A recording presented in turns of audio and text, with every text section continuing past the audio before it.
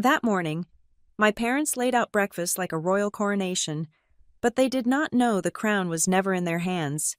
My brother arrived looking like $1 million deal, his wife smiling as if they finally won. Then the attorney opened an old briefcase and froze the house. The family lake house they intended to gift him had actually belonged to me for 8 years. That was only the first twist. My name is Stella Powell.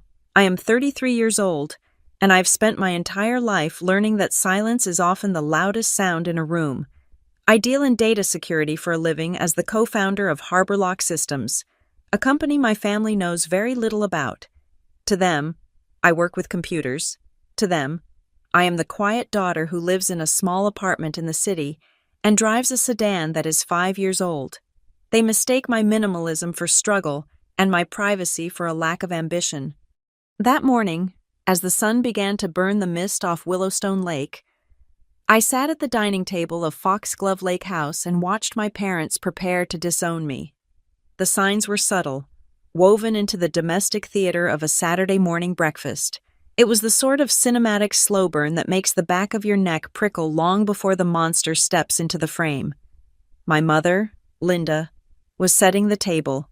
This was not the usual chipped melamine we used for casual lake weekends, the plates that smelled faintly of dish soap and old summers. She had brought out the Royal Doulton porcelain, the set she kept wrapped in tissue paper in the credenza back at their main house in the suburbs. It was a set reserved for weddings, funerals, and, apparently, whatever was happening today. She placed the silverware with trembling precision, aligning the forks as if the geometry of the table could impose order on the chaos they were about to unleash. My father, Gary, stood by the window overlooking the dock. He held a mug of black coffee, his posture rigid.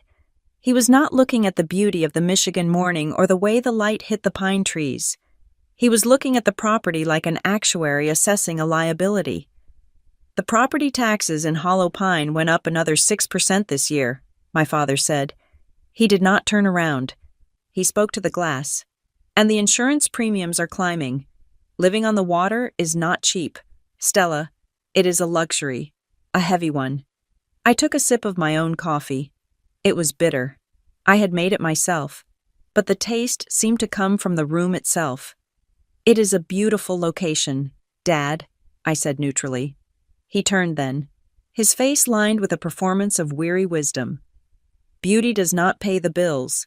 The roof on the boathouse is going to need replacing in 2 years, maybe 3. That is a $15,000 job, minimum. Then there is the retaining wall. You need deep pockets to keep a place like this standing. You need stability. He emphasized the word stability with a heavy look in my direction. I was wearing a simple gray sweater and jeans, no jewelry, no makeup. To him, I looked like someone who rented, someone who lived month to month. He had no idea that I could buy this entire neighborhood in cash if I wanted to, but I had never told them that. Money, in my family, was a language of control, and I had opted out of that conversation a decade ago. Evan has done well for himself, my mother said, right on cue. She was smoothing a wrinkle in the tablecloth, her voice too bright, too airy. He has really stepped up this year. That promotion at the logistics firm gave him a solid bump, and with Kendra and the boys, he is well, he is settled, he is a real family man. A man with responsibilities, my father echoed, nodding. A man who understands what it takes to maintain a legacy. I looked down at my empty plate.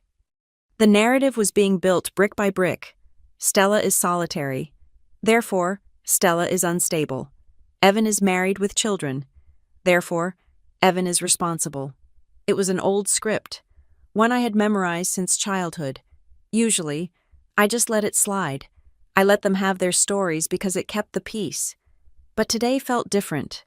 The air in the house was too thin, charged with a static electricity that made the fine hairs on my arms stand up. Is someone else coming? I asked. I pointed to the head of the table. There were 6 settings: Mom, Dad, Evan, Kendra, me. That made 5, but there was a 6th chair pulled up, a pristine place setting waiting for a ghost. My mother froze for a fraction of a second before placing a napkin down. "Oh, just a friend of your father's, a notary. We have some paperwork to sort out, boring administrative things. We thought it would be best to get it done while everyone is here." "Paperwork," I repeated. "Just estate planning," my father said quickly. Too quickly. "You know how it is. You get to our age. You have to start thinking about the future, putting things in the right hands." "Right hands," I said. Before I could press further, the sound of a heavy engine roared up the driveway. It was Evan's SUV, a massive vehicle that always seemed too large for the narrow gravel roads of Hollow Pine. He parked it with a crunch of tires, right next to my compact sedan, dwarfing it. The door burst open, and suddenly the house was filled with noise. My nephews, Leo and Sam, came sprinting in, bringing the energy of a hurricane. They were 7 and 5, full of chaotic joy. I smiled genuinely for the first time that morning. I loved those boys. They were innocent. They did not know that their existence was being used as a bargaining chip in a game of property rights. Behind them came Evan and Kendra. My brother Evan looked like he was dressed for a photo shoot in a lifestyle magazine. He wore a crisp, button-down shirt tucked into chinos, loafers that looked brand new, and a watch that was too big for his wrist. He had the confident swagger of a man who believed he had already won the lottery. He hugged Mom, clapped Dad on the shoulder, and gave me a brief, condescending nod. "Hey, Stella. Still driving that old Toyota? I heard a rattle when I pulled up. You really should get that checked out," Evan said. "It runs fine, Evan," I said. Kendra followed him, shaking out her hair. She wore a sundress that was slightly too formal for breakfast, and her smile was fixed, like a mask she had glued on in the car mirror. She looked around the room, her eyes scanning the furniture, the walls, the view. With a possessive glint, it was the look of a woman measuring for curtains. "Oh, Linda, the place looks adorable," Kendra gushed, dropping her designer bag on the sofa. "But the light in here is a bit dim. Isn't it Evan and I were talking on the drive up? If we knocked out that wall between the kitchen and the living room, we could really open it up, make it modern." My mother flinched slightly. She loved that wall, but she forced a smile. "Well, that would be a big project." "Evan can handle it," Kendra said, looking at her husband adoringly. "He is so handy." We all sat down. The tension was palpable, a physical weight pressing down on the table. My mother served pancakes and bacon, piling food onto Evan's plate as if he were a returning war hero. "This dock is in better shape than I remember," Evan said between bites, waving his fork toward the window. "You know, I came up here 3 weeks ago to fix those loose boards. Took me all afternoon. If I had not done it, someone could have twisted an ankle. You have to stay on top of these things." I paused with my coffee cup halfway to my mouth. 3 weeks ago, I had hired a local contractor named Mike to replace the entire section of the decking because the wood was rotting. I had the invoice in my email. I had paid $2,000 for the labor and materials. I looked at Evan. He was lying effortlessly, constructing a reality where he was the savior of Foxglove Lake House. "And the water heater," Evan continued, gaining momentum. "I flushed it out last fall. That is why the pressure is good today. You are welcome. By the way, I had replaced the water heater 2 years ago. I had paid for the installation. I had paid for the permit." "You are such a help, son," my father said, beaming. "That is exactly what I mean. This house needs a man's touch. It needs someone who is willing to put in the sweat equity." "It is a labor of love," Evan said, leaning back in his chair, surveying the room like a feudal lord. "Kendra and I have been discussing the summer schedule. I think we are going to block out July and August completely. The boys need the fresh air. It will be good for them to grow up on the water, just like we did." He looked at me then, a flicker of challenge in his eyes. "We will figure out a weekend for you to come up, Stella. Don't worry. We will make space for you." The air left the room. "Make space for me?" I asked, my voice level. Kendra chimed in, laughing a little too loudly. "Well, you know how hard it is to coordinate schedules, Stella, with the boys' soccer and Evan's work. We just need to have a solid plan. It is easier if we just know the house is ours to use for the season. No more calling back and forth to see who is using it. We want to make this our primary getaway." My mother looked down at her plate. My father cleared his throat. "That is actually what we wanted to talk about today," my father said, his voice dropping to a serious register. "Your mother and I have been doing a lot of thinking. We are getting older. We want to simplify our lives, and we want to see this house go to someone who can really take care of it, someone who uses it for the right reasons. For family, we are going to transfer the deed," my mother said softly. She did not look at me. She looked at Evan. "We are going to give the house to Evan." The words hung over the table, suspended in the scent of maple syrup and betrayal. Give, transfer, deed. They spoke these words with such absolute authority. They spoke them as if the power to give this house was theirs to wield. They had constructed an entire moral universe where Evan was the hero who fixed docks and water heaters, and I was the guest who needed to be squeezed into the schedule. I looked at the empty chair again, the witness, the notary. "So," I said, carefully slicing a piece of pancake, "you are signing the papers today." "Yes," my father said, puffing out his chest. "Our attorney will be here any minute. We want to make it official, keep it in the family, ensure the legacy survives." "And I suppose," Evan said, a smug grin spreading across his face, "that this means I will be taking over the tax bills too. I am ready for that. Dad, I have already looked at the numbers. It is a sacrifice, but I'm willing to do it for the boys." "That is my boy," my father said. I chewed slowly. The food tasted like ash. I wanted to scream. I wanted to throw the table over and scream that I had paid the taxes for the last 8 years. I wanted to tell them that the family contribution checks they sent me every year did not even cover the landscaping, let alone the insurance. I wanted to tell them that the reason the house was still standing was because I had poured nearly $100,000 into the foundation when it started to sink 5 years ago, a crisis I had shielded them from because I did not want them to worry. But I did not scream. I did not throw the table. In my line of work, you do not detonate the bomb the moment you find it. You wait. You analyze the circuit, you find the primary trigger, and you let the enemy think they are safe until the very last second. "It is a generous gift," I said quietly. "It is the right thing to do," my mother said, her voice wavering, trying to convince herself. "Evan needs the space, and you will. Stella, you are so busy with your work. You are barely here. I am here almost every weekend in the winter to check the pipes. I am here to meet the arborists. I am here to pay the bills."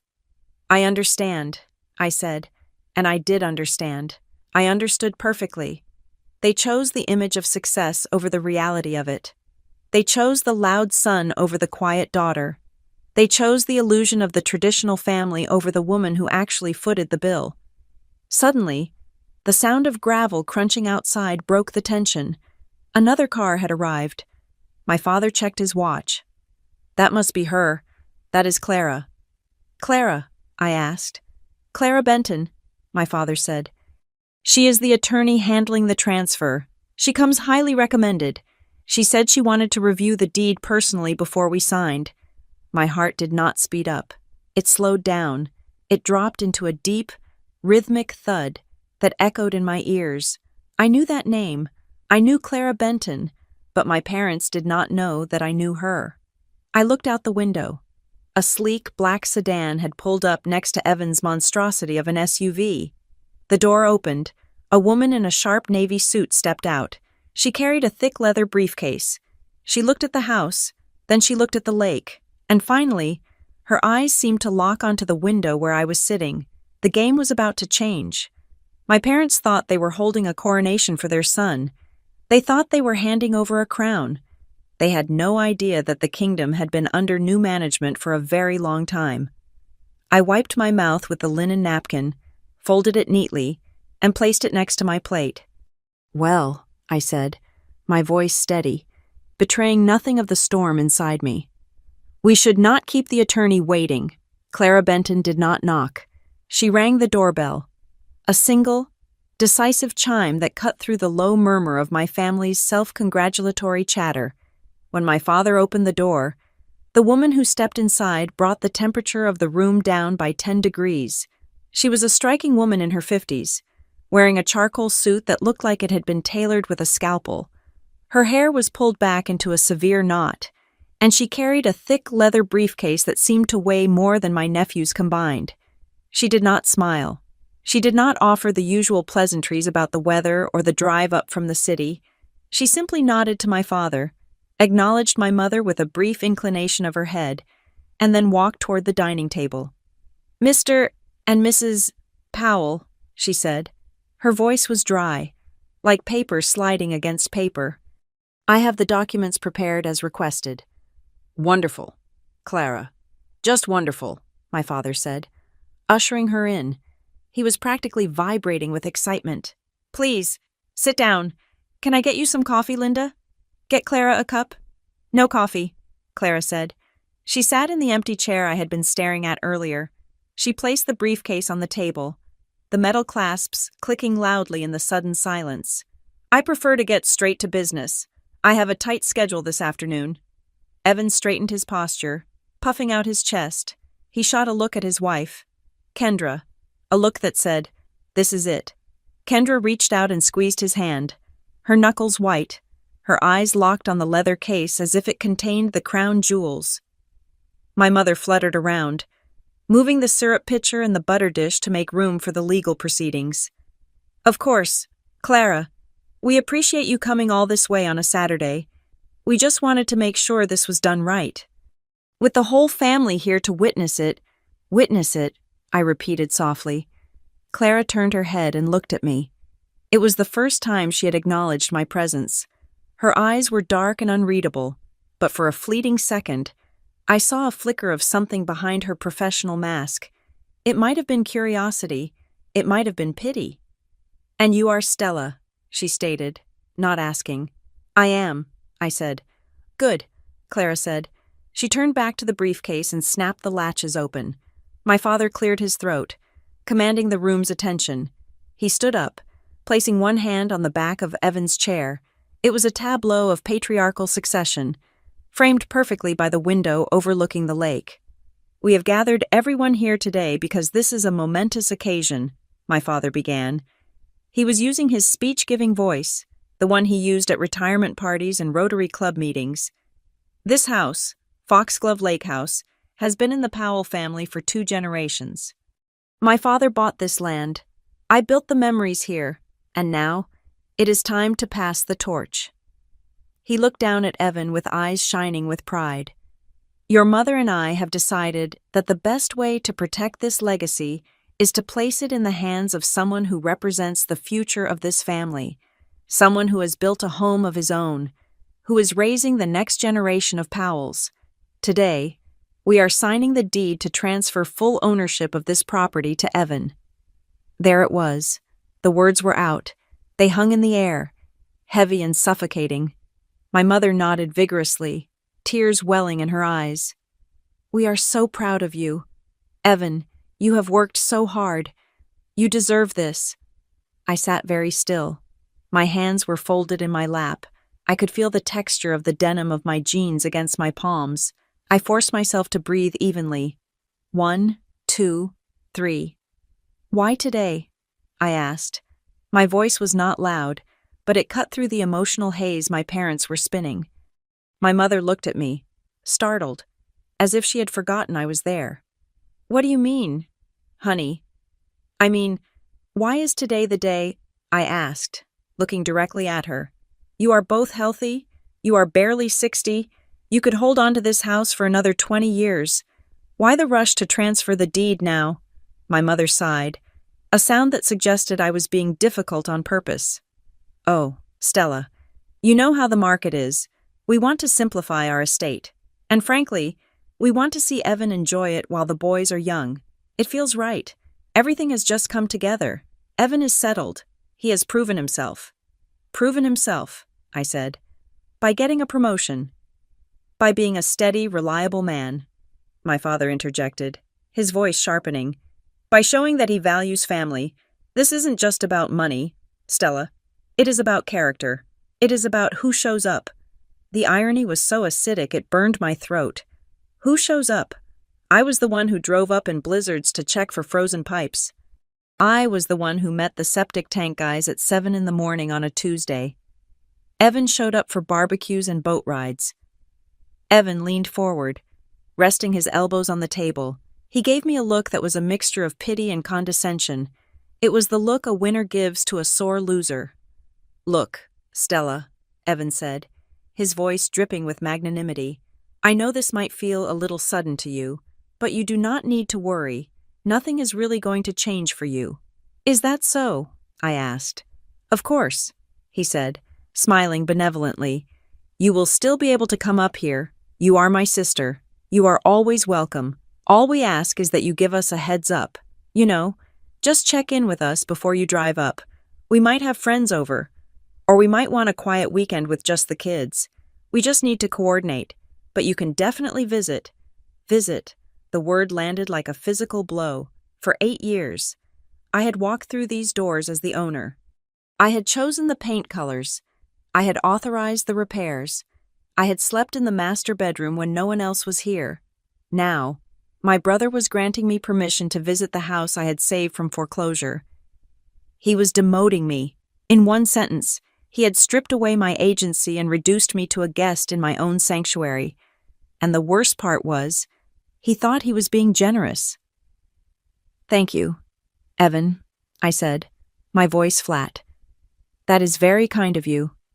"We are family," he said, spreading his hands. "That is what family does." Kendra, who had been vibrating with suppressed energy, finally could not hold back any longer. She turned to the lawyer, then back to the room, her eyes bright with acquisition. "It is going to be such a project, but a fun one," Kendra said. "Evan and I have already been looking at contractors. The kitchen is the first thing to go. Those cabinets are ancient. We want to rip everything out, put in a massive island, maybe some white marble countertops. Really open it up." My mother flinched again. She loved those cabinets. They were solid oak. "And the furniture," Kendra continued, waving a hand at the living room. "It is all a bit dated, no offense, Linda, but we want something sleeker, more modern farmhouse. We want to class it up a bit, make it look like those places you see on Instagram." "It will cost a fortune," my father warned gently. "Oh, we have a plan for that," Kendra said, beaming. "We were thinking, since we won't be using it every single week, we could list it on one of those vacation rental sites. Just for a few peak weeks in the summer, the income would cover the property taxes and the renovation costs. It pays for itself." I felt a cold spike of anger in my chest. Commercialization, strangers tramping through the house, sleeping in the beds, treating the lake like a party venue. That was exactly what my grandfather had feared. That was exactly what I had promised never to do. "You want to rent it out?" I asked. "Just occasionally," Evan said, shrugging. "Why not?" "It is a prime asset. It is stupid to let it sit empty when it could be generating revenue. That is just smart business. Stella, I would not expect you to understand the real estate market, but passive income is key." He was lecturing me on business. Me, the woman who built a data security firm from the ground up while he was still partying in college. "I see," I said. "So the plan is to gut the house and turn it into a hotel."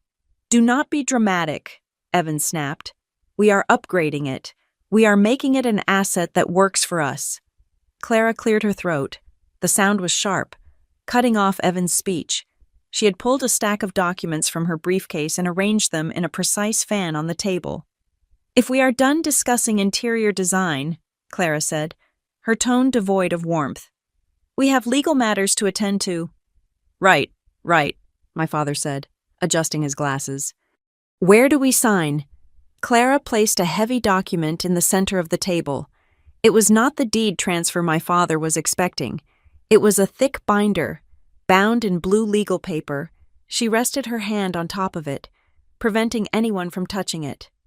"Before anyone signs anything," Clara said, "I have a duty of due diligence. I need to ensure that all parties understand exactly what is being transferred and the current legal status of the property in question. We know the status, Evan said impatiently. Mom and Dad own it. They are giving it to me. It is simple. Real estate is rarely simple, Mr. Powell, Clara said. She did not look at him. She looked at me. I held her gaze. I saw the question in her eyes, the silent confirmation she was waiting for. She knew. She had done her research. She had pulled the title search. She had seen the history. She was giving me the choice to stop this now, or to let them walk into the trap they had set for themselves. I leaned forward slightly. The smell of bacon and coffee had turned sour in the room. Actually, I said, Clara is right. We should be thorough. I turned to the lawyer. Clara, could you please read out the current ownership status of the property as listed in the county registry, just so we are all on the same page before my parents sign away something they believe is theirs? My father laughed nervously. Stella, what are you talking about? We have the deed right here in the safe, or we did, until we gave the copies to the lawyer. The registry is the only thing that matters, Gary, my mother said, trying to soothe him, though she looked confused. Let her read it. It is just a formality. Evan rolled his eyes. God, you always have to complicate things. Stella, fine. Read the paper. Clara, tell us what we already know so I can start measuring for the new deck. Clara did not move her hand from the file. She looked at Evan, then at my parents, and finally back at me. Her expression remained impassive, but there was a sharpness to her movements now. She opened the blue folder. The room went silent. The only sound was the rustle of paper. The document prepared for signature today, Clara began, her voice clear and authoritative, is a quitclaim deed intended to transfer interest from Gary and Linda Powell to Evan Powell. Exactly, my father said. However, Clara continued, her voice dropping an octave, becoming harder. As an officer of the court, I cannot facilitate a transfer of property if the grantors do not hold the title they are attempting to convey. What does that mean? Kendra asked, her smile faltering. That sounds like legal mumbo-jumbo. It means, Clara said, looking up from the page, that before we proceed with any transfer, I need to confirm the identity of the legal owner. She paused. The silence stretched, thin and brittle, ready to snap. Because according to the county records, Clara said, Gary and Linda Powell do not own this house. The name hung in the air like a guillotine blade that had just dropped.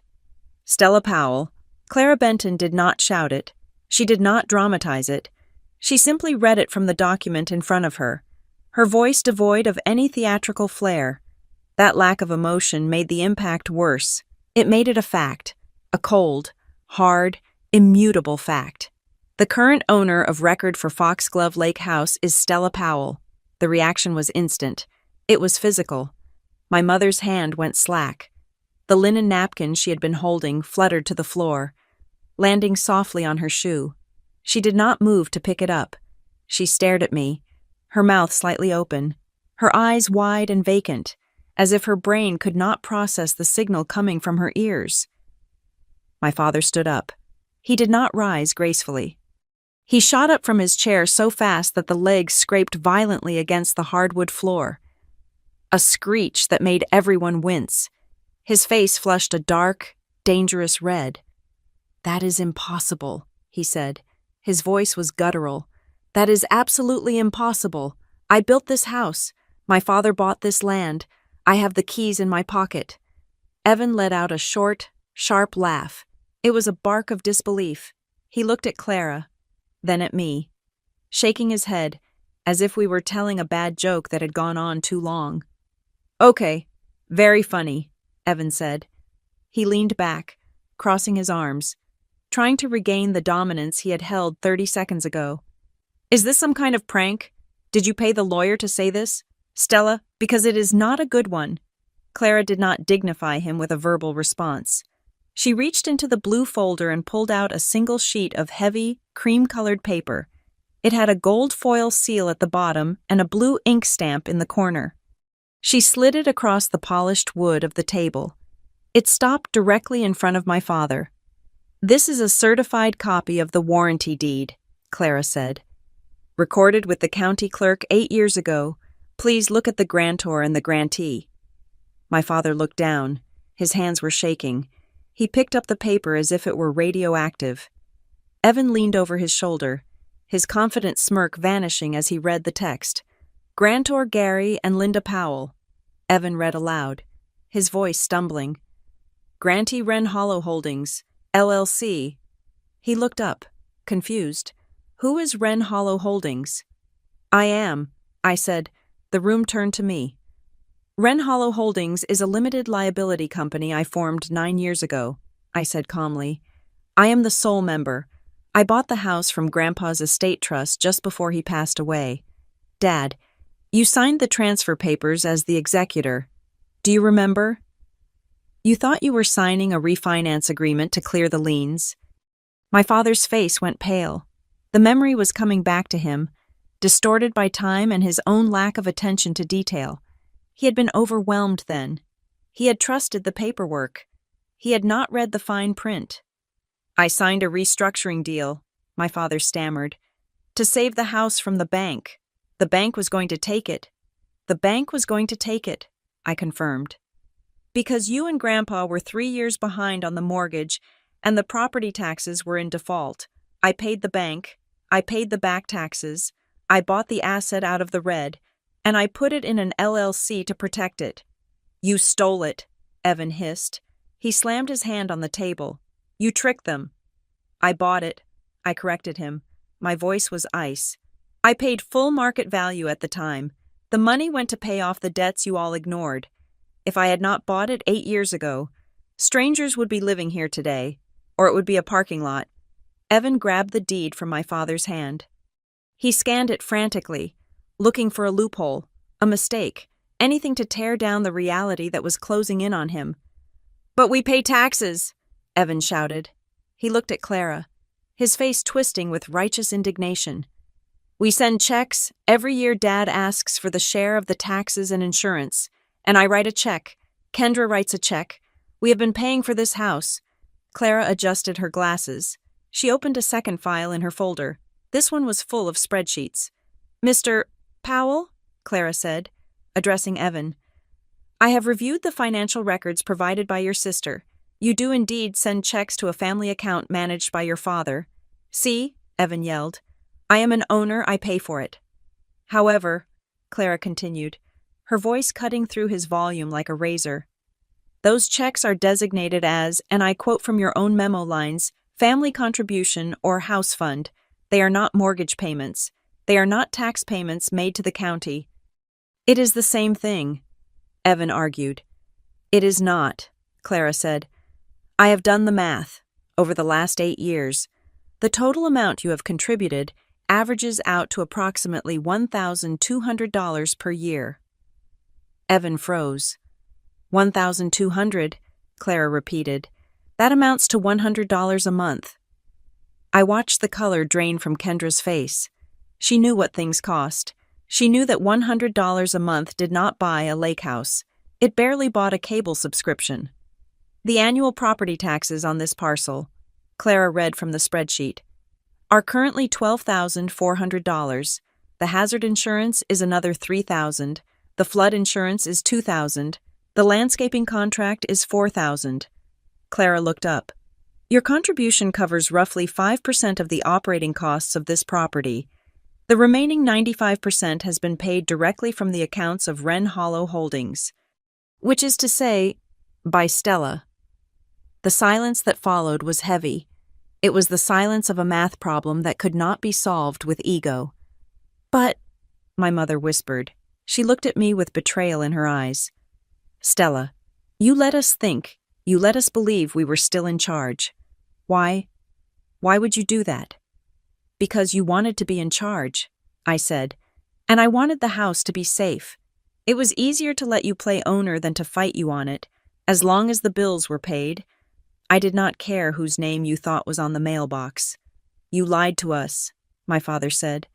He sank back into his chair, looking deflated. "For 8 years, I omitted the truth. I said. There is a difference. You never asked. You assumed. You assumed that because I was quiet, I was passive. You assumed that because Evan was loud, he was paying. I just let you keep your assumptions. Kendra stood up slowly.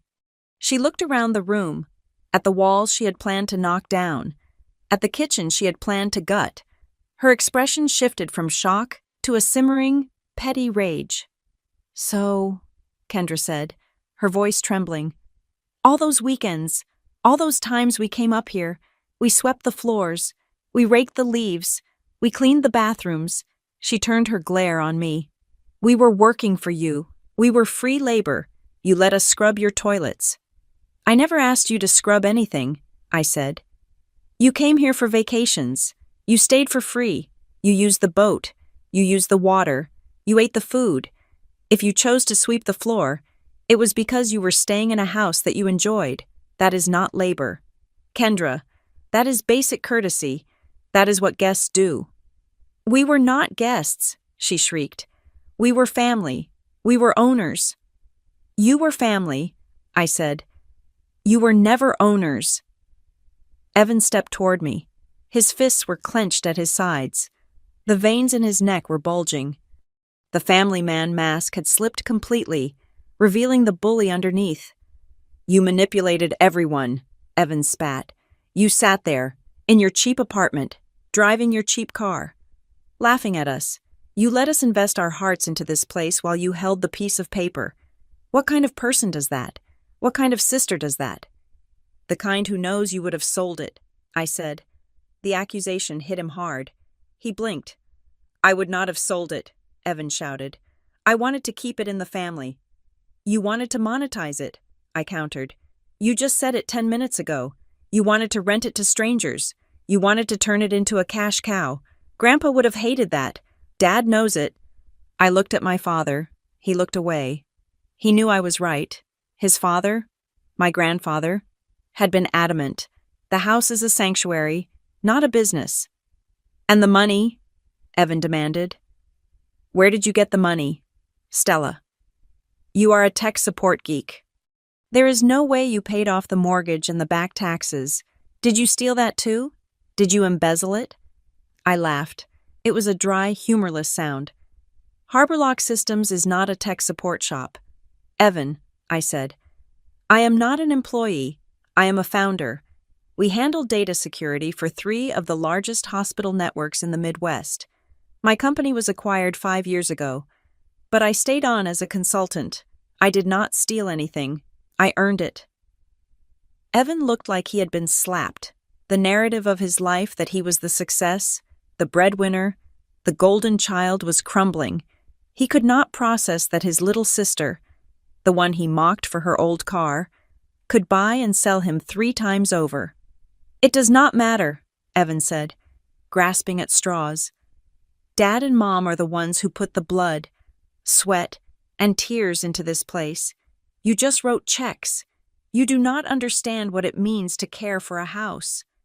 I do not understand, I asked. I reached into my bag and pulled out a small black notebook. I tossed it onto the table. Open it, I said. Evan stared at it. Open it, I commanded. He flipped it open. Page 1, I said. October. 4 years ago. The seawall was collapsing. The contractor wanted $40,000 to install steel pilings. Dad said he couldn't afford it. He told the contractor to just dump some rocks there. Remember? My father flinched. I called the contractor back. I said, I authorized the steel pilings.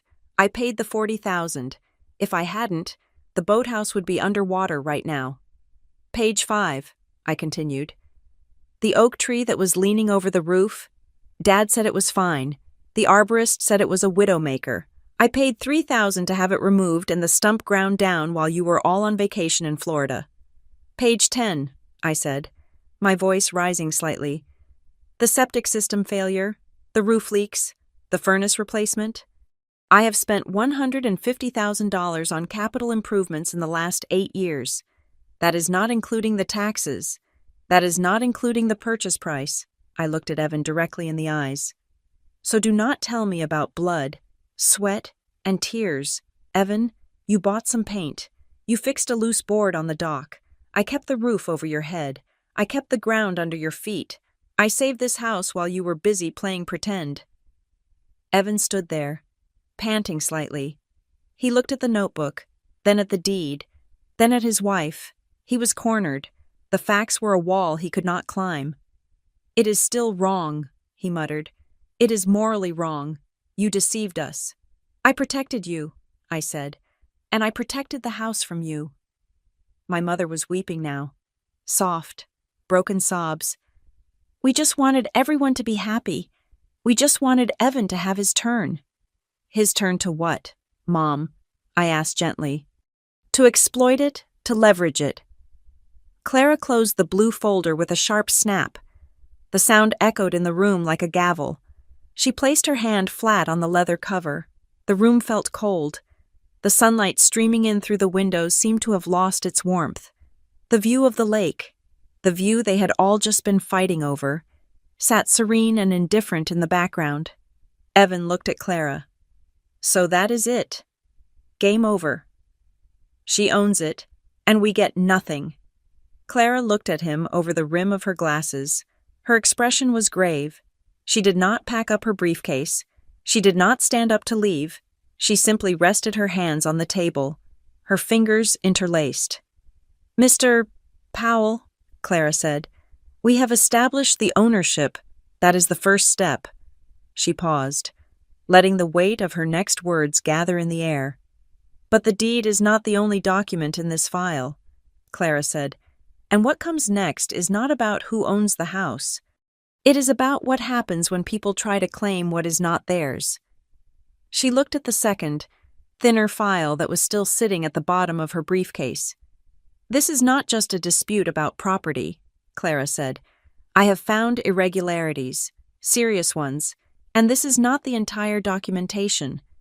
The silence that followed was not the silence of shock. It was the silence of fear. The silence that followed Clara's revelation was not the stunned silence of a surprise party. It was the heavy, suffocating silence of a funeral where the casket has just been lowered, and the reality of the loss finally hits the back of the throat. My mother, Linda, was the first to break it. She did not scream. She did not yell. She simply crumbled. Her shoulders slumped forward, and she covered her face with her hands, her weeping quiet and jagged. "All this time," she sobbed into her palms. "All this time. Stella, we sent you grocery store gift cards for Christmas. We slipped you $50 when you visited because we thought you were barely scraping by." "I know, Mom," I said softly. "You let us worry," she said, looking up, her eyes red and rimmed with a pain that had nothing to do with real estate and everything to do with trust. "I have laid awake at night, Stella, terrified that you would lose your apartment, terrified that you did not have health insurance, and you were buying this house.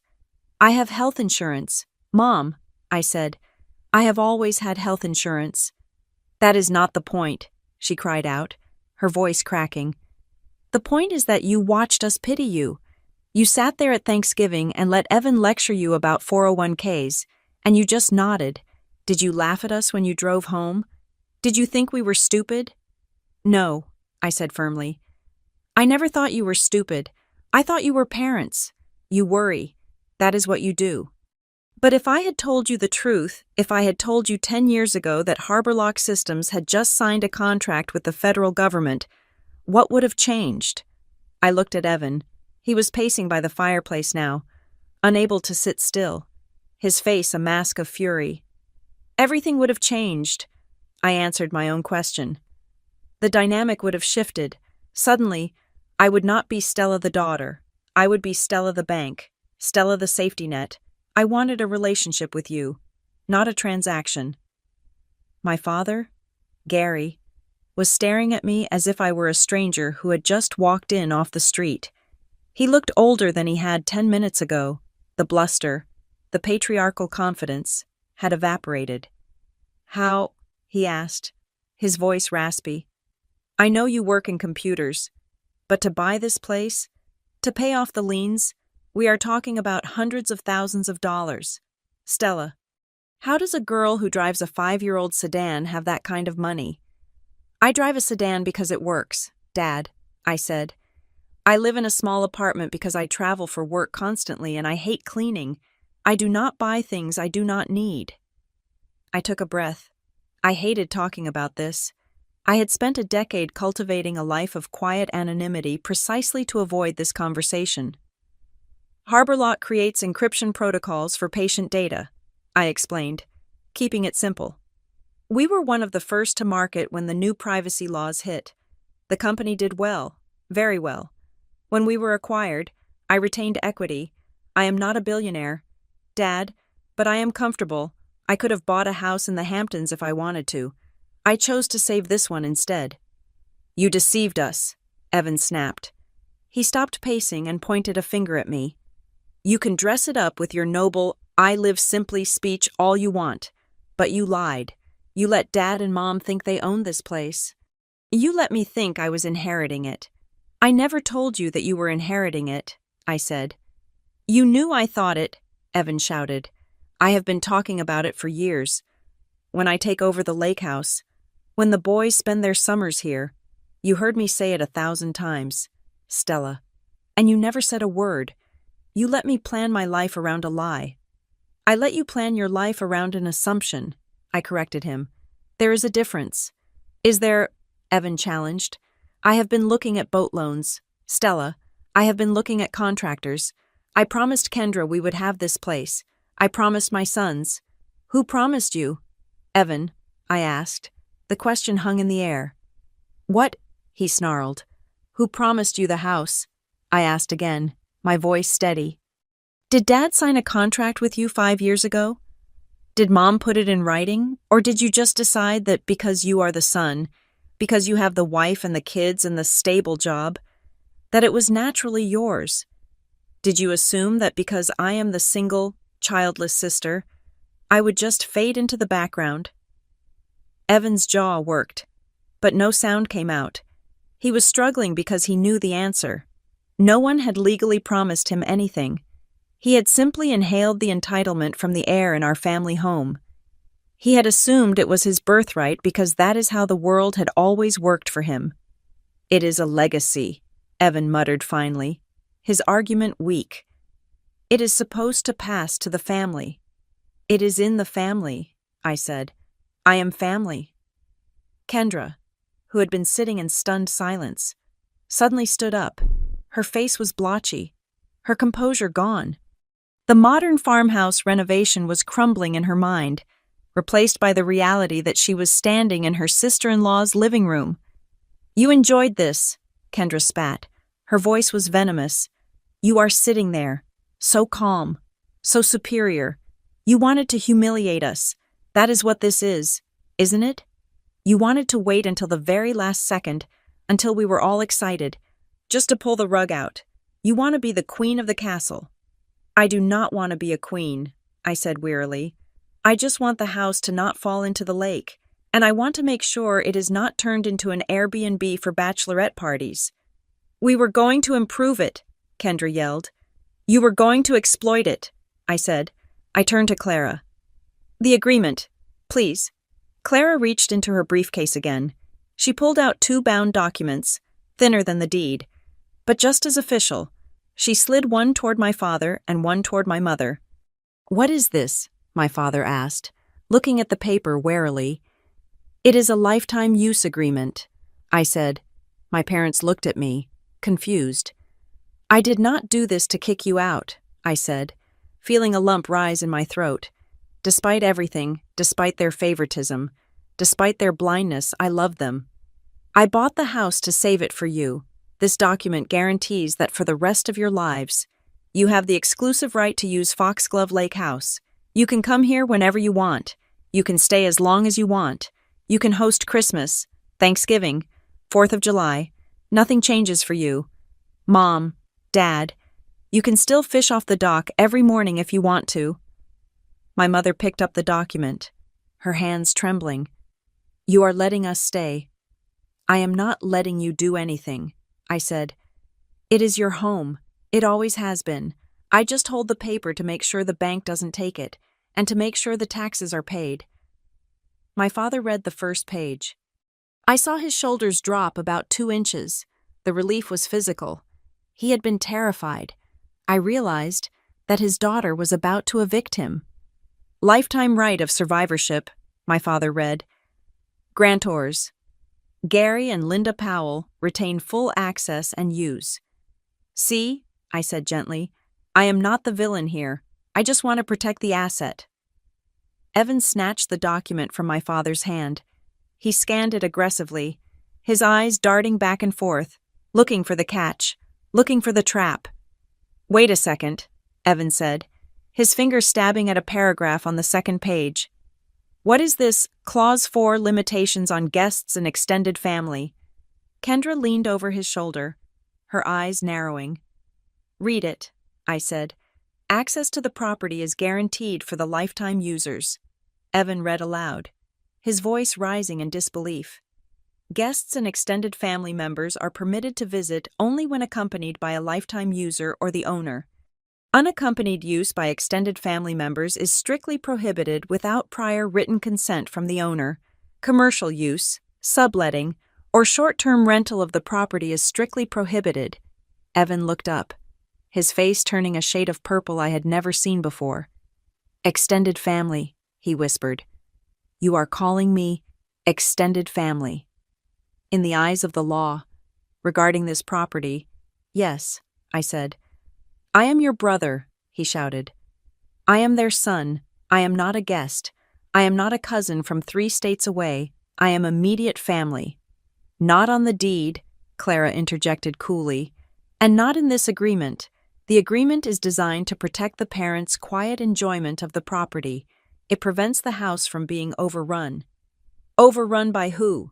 Kendra shrieked. By us. By your nephews.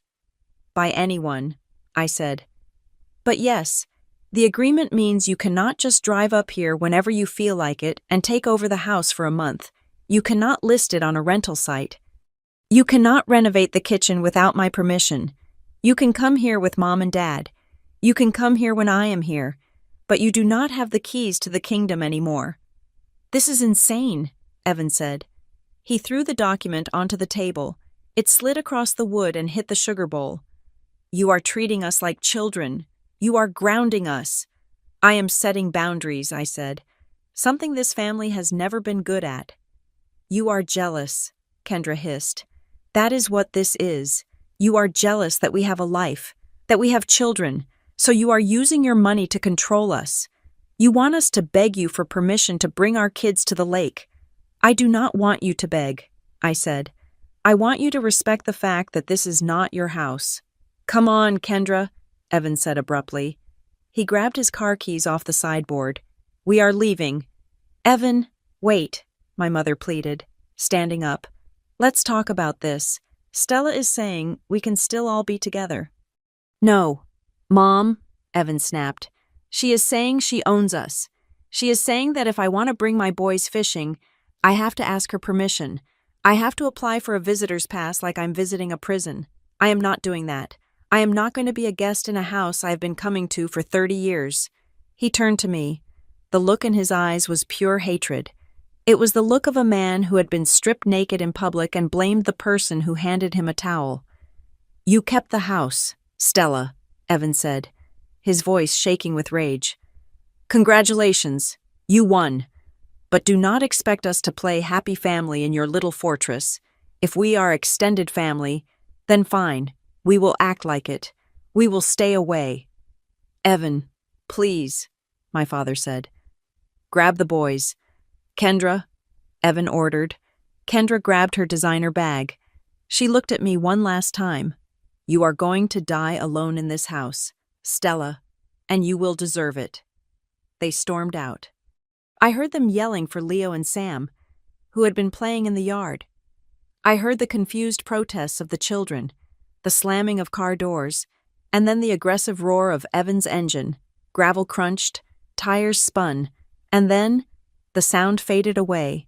The house fell silent. It was a profound, ringing silence, the kind that settles in after a bomb has gone off. I sat at the table. My coffee was cold. Across from me, My parents sat like statues. My mother was wiping her eyes with the back of her hand. My father was staring at the lifetime use agreement, his fingers tracing the legal language, trying to reconcile the legal reality with the emotional wreckage of his morning. Clara Benton sat quietly, her hands folded on her file. She did not speak. She gave us the space to breathe in the dust of the explosion. "He is gone," my mother whispered. "He is angry," I said. "He will cool down." "I do not think so," my father said softly. He looked up at me. His eyes were full of a terrible mixture of gratitude and shame.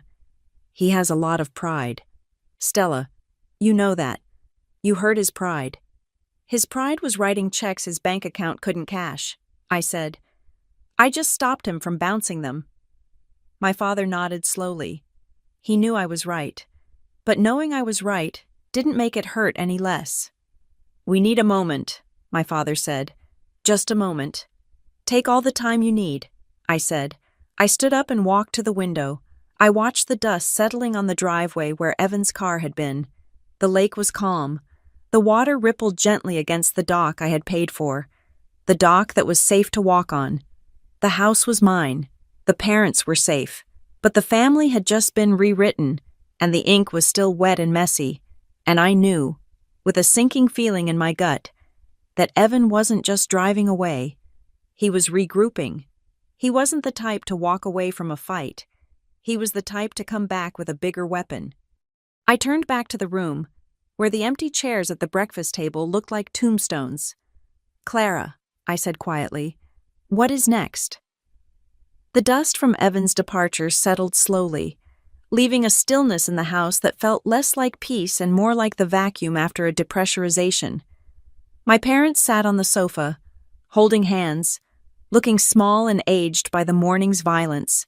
They were whispering to each other, trying to reconstruct their reality, trying to find a way to forgive the son who had just stormed out while simultaneously processing the fact that their daughter had been their silent landlord for nearly a decade. Clara Benton did not offer them false comfort. She was packing her briefcase with the efficient, unsentimental movements of a surgeon cleaning up after a procedure. She snapped the latches shut, the metallic click loud in the quiet room. "I will give you some time," Clara said to my parents, her voice respectful but distant. "We can finalize the signatures on the lifetime use agreement next week. I imagine you have had enough legal discourse for one day." "Thank you, Clara," my father said, not looking up. Clara signaled for me to walk her to her car. I followed her out into the crisp Michigan air. The sun was high now, reflecting off Willowstone Lake in blinding diamonds of light, indifferent to the human wreckage inside the house. At her car, Clara did not immediately get in. She reached into the passenger seat and pulled out a thick manila envelope that she had not placed on the dining table. "Stella," she said, handing it to me. "The deed was the shield. This is the sword. I did not want to open this inside. Your parents are not ready for it. Frankly, I am not sure you are." "What is it?" I asked, feeling the weight of the paper in my hand. "It is the complete history of the lien you paid off," Clara said. "When you bought the house 8 years ago, you focused on the payoff amount. You wired the money, cleared the title, and moved on. You were in crisis mode. You wanted to save your grandfather's legacy." I nodded. Grandpa was dying. The bank was calling every day. I just wanted the harassment to stop. "Exactly," Clara said. "You looked at the bottom line. You did not look at how the line got there. I took the liberty of pulling the origination documents for that loan, the home equity line of credit that nearly cost you this property." She looked at me, her eyes sharp behind her glasses. "Read the timeline, Stella. Look at the dates of the withdrawals. And then ask yourself why a man who lived on Social Security and never spent a dime on himself suddenly needed $50,000 in cash 3 months before he went into the hospital." Clara got into her car. "Call me when you see it." She drove away, the gravel crunching under her tires, leaving me standing in the driveway with the ghost of a crime in my hands. I did not go back inside immediately. I walked down to the boathouse. It was cold, the air smelling of pine needles and damp wood. I sat on the bench facing the water. the envelope resting on my knees. My heart was beating a slow, heavy rhythm. I opened the clasp. Inside were photocopies of bank statements, loan applications, and canceled checks from 8 years ago. The paper smelled of toner and old secrets. I remembered that year vividly. Grandpa Arthur had been deteriorating rapidly. It was a chaotic blur of doctors, hospice evaluations, and the terrifying realization that he had no savings left. I remembered the phone call I got from him late one night. He was crying. He was a man who never cried. But he was sobbing into the receiver, telling me he was sorry, that he had lost the house. He told me the bank was going to take it. He did not call Evan. He called me. At the time, I thought he was just confused, overwhelmed by medical bills. I thought the debt was a slow accumulation of years of poverty. I looked at the documents in my lap. The home equity line of credit, the HELOC had been opened 18 months before he died. The initial draw was modest $5,000, likely for roof repairs or property taxes. That made sense. But then, I saw the spike. 6 months before Grandpa died, there was a withdrawal of $20,000. 4 months before he died, another withdrawal $15,000. 3 months before he died, $10,000. In the span of 90 days, $45,000 had been drained from the equity of the house. I stared at the numbers. Grandpa was already homebound by then. His world had shrunk to his bedroom and the porch. He wasn't traveling. He wasn't gambling. He wasn't buying luxury cars. His medical bills were covered largely by Medicare, and the gaps were not big enough to explain $45,000 in 3 months. Where did the money go? I flipped to the next page. The withdrawal slips. They were signed by Grandpa. His signature was shaky, the loops of the A and the R trembling, a testament to his Parkinson's, but below his signature, on the line for authorized third party, or witness, there was nothing, just his name. But money leaves a trail. I knew this. It was the foundation of my career. Data does not disappear. It just moves. I pulled out my phone. I had backed up Grandpa's old computer years ago. I had archived his emails, thinking they would be sentimental keepsakes recipes, fishing reports, letters to old war buddies. I had never looked at them with a forensic eye. I logged into the encrypted cloud server where I kept my personal archives. I searched for the dates corresponding to the withdrawals. Search query bank, or loan, or transfer. Date range: Jan 1, 2016, June 1, 2016. The results populated. Most were automated notifications. Statement ready, payment due. But there was one email thread that stood out. It was from a generic address. Turning Point Financial. I opened it. The subject line read, Reinvestment Opportunity, Liquidity Strategy. The email was addressed to Grandpa. But the tone was wrong. It was too corporate, too aggressive for a conversation with an 80-year-old retired mechanic. Arthur, as discussed, the market is prime for this entry. If we leverage the equity now, we can double the return within 6 months. The liquidity is sitting there doing nothing. Let's put it to work. I have the papers ready. I can swing by on Tuesday to help you sign. I scrolled down to Grandpa's reply. I don't know. The house is all I have. I don't want to risk it. And then, the reply from the advisor. There is no risk if we move fast. Trust me. I am doing this for the family. You want to leave something behind that is worth more, don't you? Let me handle the paperwork. You know I have your back. I froze. You know I have your back. The syntax, the rhythm of the sentences. It was not the voice of a stranger. It was not a random scammer from the internet. I searched the email address Turning Point Financial. It was a dead domain. It didn't exist anymore. But I ran a YOHOA's lookup on the historical registration data. It was a skill I used daily at HarborLock to track hackers. The domain had been registered to a P.O. box in Chicago, but the recovery email address was a Gmail account. Powell82gmail.com. I felt the air leave my lungs. Evan, my brother, born in 1982. I dropped the phone on the bench next to me. The world tilted slightly on its axis. It wasn't just irresponsibility. It wasn't just that Evan was bad with money or entitled. This was predation. I closed my eyes and the memory rushed back. That spring. The spring before Grandpa died. I was working 80-hour weeks launching Harbor Lock. I was absent, but Evan was suddenly very present. I remembered Mom praising him at Easter dinner that year. "Evan is being so good to Grandpa," she had said. "He goes over there every Tuesday to help him with his bills. He is helping him organize his estate." Organize his estate. Evan had set up a shell email address. He had posed as a financial advisor to his own grandfather. He had convinced a confused, dying old man to drain the equity out of the only asset he owned, likely promising him some miracle investment scheme that would double the money. And then the money vanished, the $45,000. It wasn't in Grandpa's accounts when he died. There was zero balance. Evan had taken it.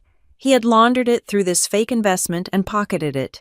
And when the scheme inevitably collapsed, or when he simply spent the money, the bank came for the house. And who stepped in to save it? I did. I paid off the debt that Evan created. I sat there for a long time. The anger that rose in me was different from the annoyance I had felt at breakfast. This was a cold, dark fury. Evan had let me pay off his theft. For 8 years, he had watched me pour money into this house, knowing that a huge chunk of my initial investment was just covering his tracks. He had stood in the kitchen this morning, eating pancakes, lecturing me about family legacy, while knowing that he had almost destroyed that legacy for $45,000. Why, what did he need the money for back then? I did the math. 8 years ago, that was the year Evan bought his first house. The down payment. He had always bragged about how he scraped and saved for that down payment. He lied. He stole it from Grandpa's walls. I picked up the phone and dialed Clara. She answered on the first ring. "You found it," Clara said. "The withdrawals," I said, my voice sounding mechanical. $45,000. It coincides with the time Evan was helping Grandpa with his finances. "I noticed the witness signature on one of the bank documents," Clara said. "It was illegible, but the notary stamp belonged to a woman who used to work at the bank branch in town. I called her yesterday. She is retired now. She remembers Arthur, and she remembers his grandson, the charismatic one. She called him. She said the grandson did all the talking, said Arthur seemed coached." "He stole the equity," I said. "He drained the house before Grandpa even died." "And that," Clara said, "is why the deed is not the only issue. This is elder financial abuse. Stella, it is a crime. The statute of limitations for the criminal act might be tricky given the time past, but civilly, and in terms of moral standing regarding the estate, it is a nuclear bomb." "Does he know that you know?" I asked. "He knows I suspect," Clara said. "That is why he ran. He saw the files. He knows what is in that history. He was gambling that you wouldn't look, that you would just be the good sister who pays the bills and doesn't ask questions." "He was wrong," I said.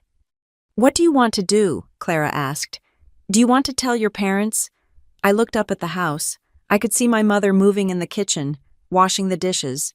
My father was sitting on the deck, staring at the water. They looked shattered. They had just lost the illusion of their son's success. If I told them this, if I told them that Evan had effectively robbed his own grandfather and left him to die in debt, it wouldn't just break their hearts. It would destroy them. It would poison every memory they had of the last 8 years. They would never recover from the shame of having raised a predator. "No," I said. "Not yet." "Stella," Clara warned, "holding this back is dangerous. He will not stop. He will attack you." "I know," I said. "But if I drop this bomb now, I lose my parents too. They will resent me for being the one to show them the monster. I need to handle this. I need to corner him so tightly that he has no choice but to back down without me having to destroy Mom and Dad." "You are playing a dangerous game," Clara said. "I am in the security business." "Clara," I said, "I know how to contain a threat." "Very well," she said, "but keep that file safe. And Stella, watch your back. A narcissist who is exposed is the most dangerous thing on earth." We hung up. I sat there for another hour. Watching the sun dip lower, the water turned from blue to a steel gray. I walked back up to the house. I hid the envelope in the bottom of my laptop bag, beneath my cables and hard drives. I went into the kitchen. "I made some tea," my mother said softly. She looked at me with red, puffy eyes. "Are you hungry?" "There are still pancakes." "I am okay." "Mom," I said. I hugged her. She felt frail. "I am sorry about Evan," she whispered. "He just has a temper. He loves this place so much. He just got carried away." She was still making excuses. She was still stitching the narrative back together, trying to make the pieces fit. "He loves this place." She had no idea he had cannibalized it. I let her have her illusion for one more day.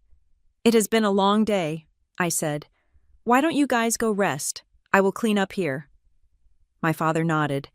"We are going to lie down for a bit. Thank you, Stella, for everything, for saving the house." "It is okay, Dad," I said. They went upstairs. I heard their bedroom door close. I stood in the kitchen, surrounded by the remnants of the coronation breakfast. The royal Doulton plates were stacked in the sink. The syrup pitcher was sticky. My phone buzzed in my pocket. A single, sharp vibration. I pulled it out.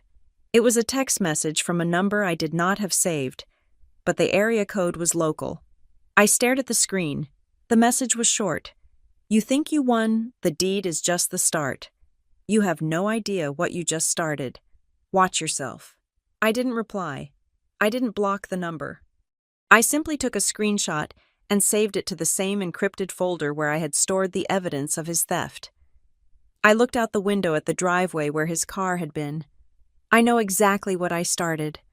"Evan," I whispered to the empty room, "and I am the one who is going to finish it." The war did not begin with a bang. It began with a notification on my phone at 10 o'clock on a Tuesday morning. I was in my office at Harbor Lock, reviewing the code for a new firewall patch, when the family group chat, which I had silenced years ago but never left, began to ping incessantly. It wasn't the usual stream of birthday wishes or photos of casseroles. It was a rapid-fire exchange of shocked emojis and questions. Then came a text from my Aunt Marilyn. She was my father's sister, a woman who treated gossip like a competitive sport.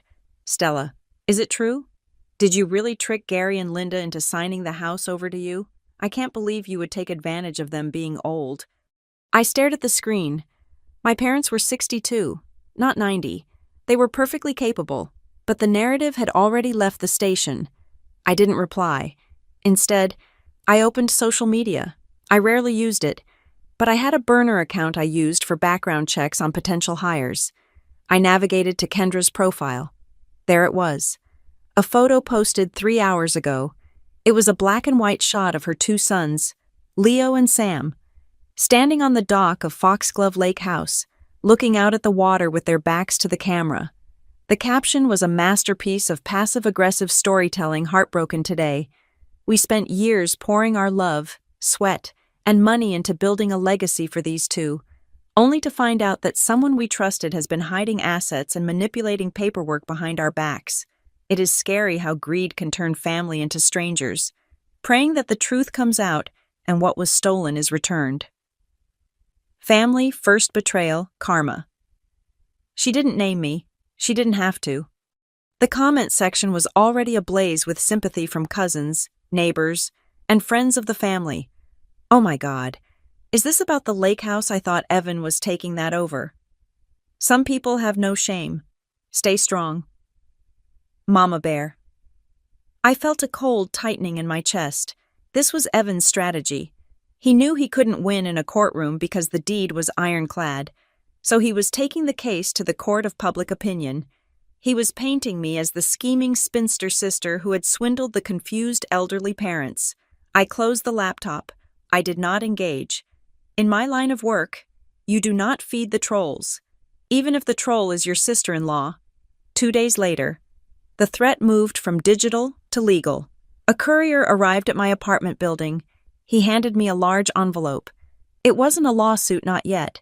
It was a letter of intent from a lawyer I had never heard of, a man who likely practiced out of a strip mall. The letter was full of bluster. It demanded a full accounting of the estate and claimed that my purchase of the house 8 years ago was done under duress and undue influence. It demanded that I immediately cease and desist from barring Evan Powell from the property, citing implied rights of usage established by custom. It was legal gibberish. Implied rights of usage wasn't a thing when a warranty deed existed, but the letter ended with a threat. If you do not come to the table to renegotiate the ownership structure to include Mr. Evan Powell, we will be forced to file a civil suit for fraud and seek an injunction. I tossed the letter onto my kitchen counter. He was bluffing. A lawsuit would cost him $10,000 just to start, and he would lose. He didn't have the money, or so I thought. On Friday, I decided to drive up to the lake. I needed to check on the house. I had a bad feeling, a prickly sensation at the base of my neck that told me the digital noise was just a distraction for something physical. I arrived at Foxglove Lake House just as the sun was setting. The moment I turned into the driveway, I slammed on my brakes. The driveway was blocked. Sitting right in the middle of the gravel, obstructing the path to the garage, was a massive pallet of lumber. Beside it were stacked boxes of high-end ceramic tile and a terrifyingly large pile of drywall. I got out of my car, my boots crunching on the stones. I walked over to the materials. There was a delivery slip stapled to the plastic wrap. Customer Evan Powell. Delivery address, Foxglove Lake House. Date yesterday. He had ordered construction materials, thousands of dollars worth of materials. He was moving forward with his renovation as if the conversation last weekend had never happened. It was a power move. He was marking his territory. I walked up to the front door.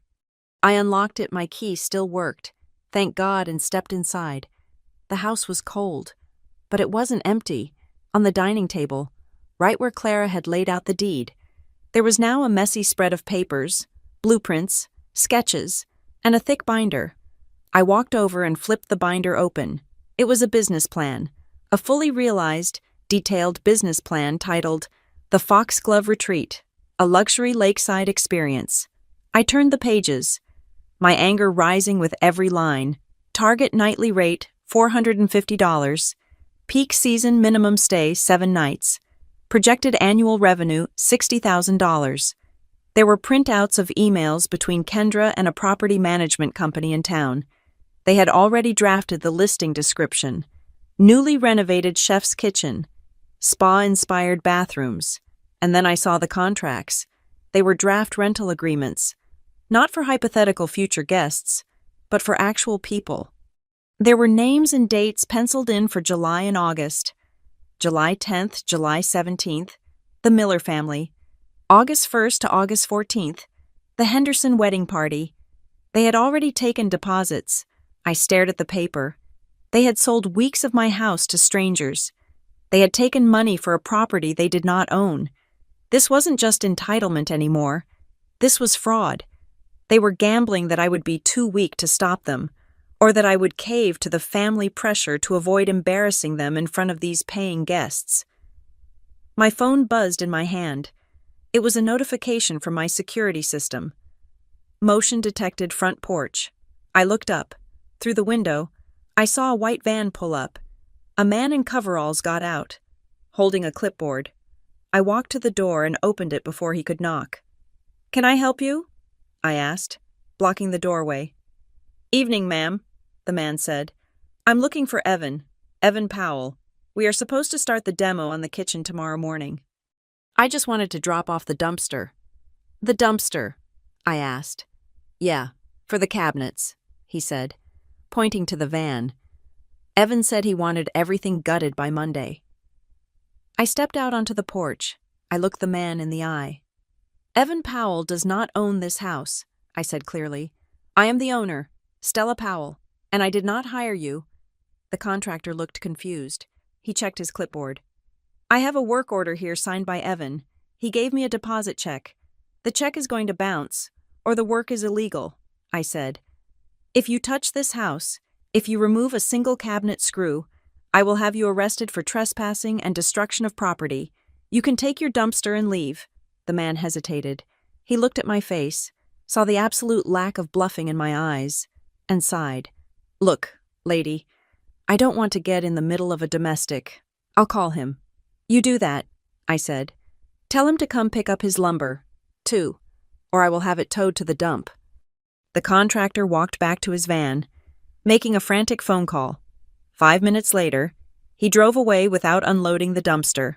I went back inside and took a picture of the rental contracts. Then, I composed a text message to Evan. I attached the photo of the contract draft.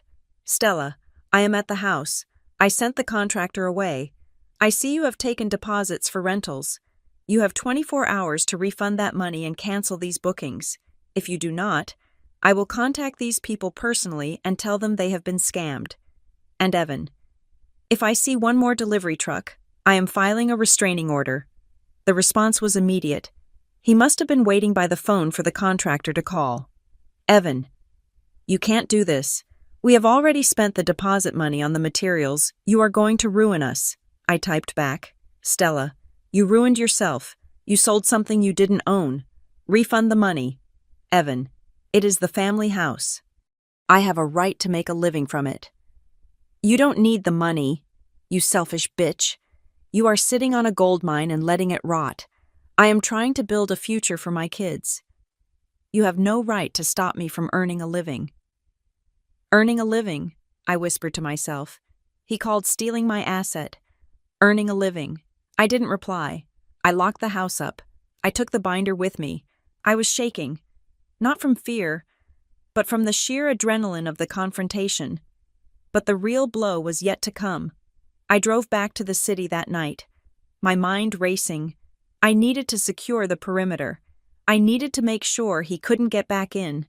I would have to change the locks. Again, I would have to install cameras. On Monday morning, I was back at my desk, trying to focus, when my personal line rang. It was Clara Benton. Stella, she said. Her voice was not calm. Clara was always calm. This time, she sounded urgent. Where are you? I am at work, I said. Harbor Lock. Why? You need to come to my office, she said. Now, or better yet, meet me at the county clerk's office, the recorder of deeds. What happened? I stood up, grabbing my bag. Is it Evan? I have a friend who works in the filing department, Clara said. She flagged something this morning. A request came in to update the owner contact information and the mailing address for the property tax bills for Foxglove Lake House. He is trying to divert the bills, I asked, walking fast to the elevator. That is annoying, but no. Stella, Clara cut me off. It is not just a change of address form, it is a quitclaim deed. I stopped in the middle of the hallway. What? A new quitclaim deed was submitted for recording at 9 this morning, Clara said. It purports to transfer the property from Wren Hollow Holdings, LLC, to Evan Powell. That is impossible, I said. I am the only member of Wren Hollow. I didn't sign anything. I know you didn't, Clara said. But the document has a signature. It looks like yours, and it has a notary seal. He forged my signature, I asked. The world seemed to tilt. This wasn't just a family dispute anymore. This was a felony. It gets worse, Clara said. The notary seal. It belongs to a notary who died 3 years ago. He is using an old stamp he must have found or bought online. He is desperate. Stella.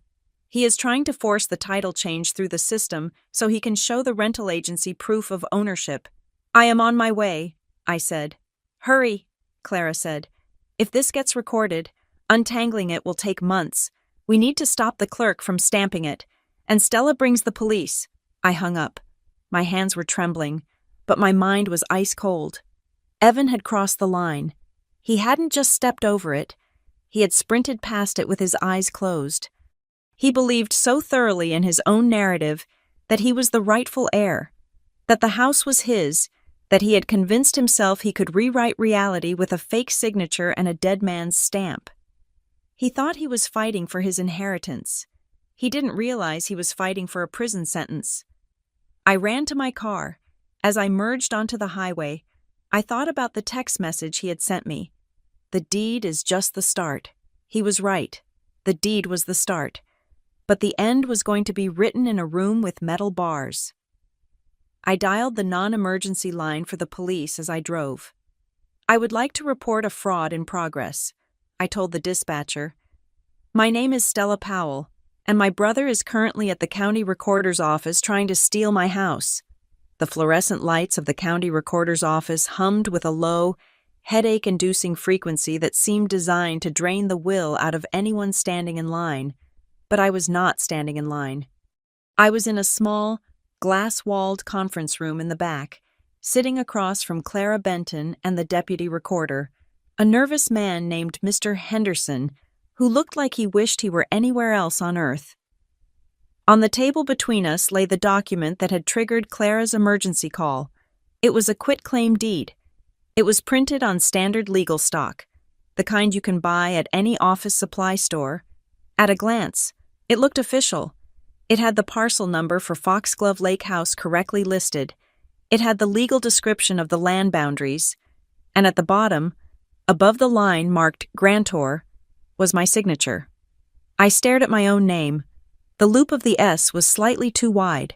The cross on the T in Stella was a fraction of an inch too high. To a casual observer, it was me.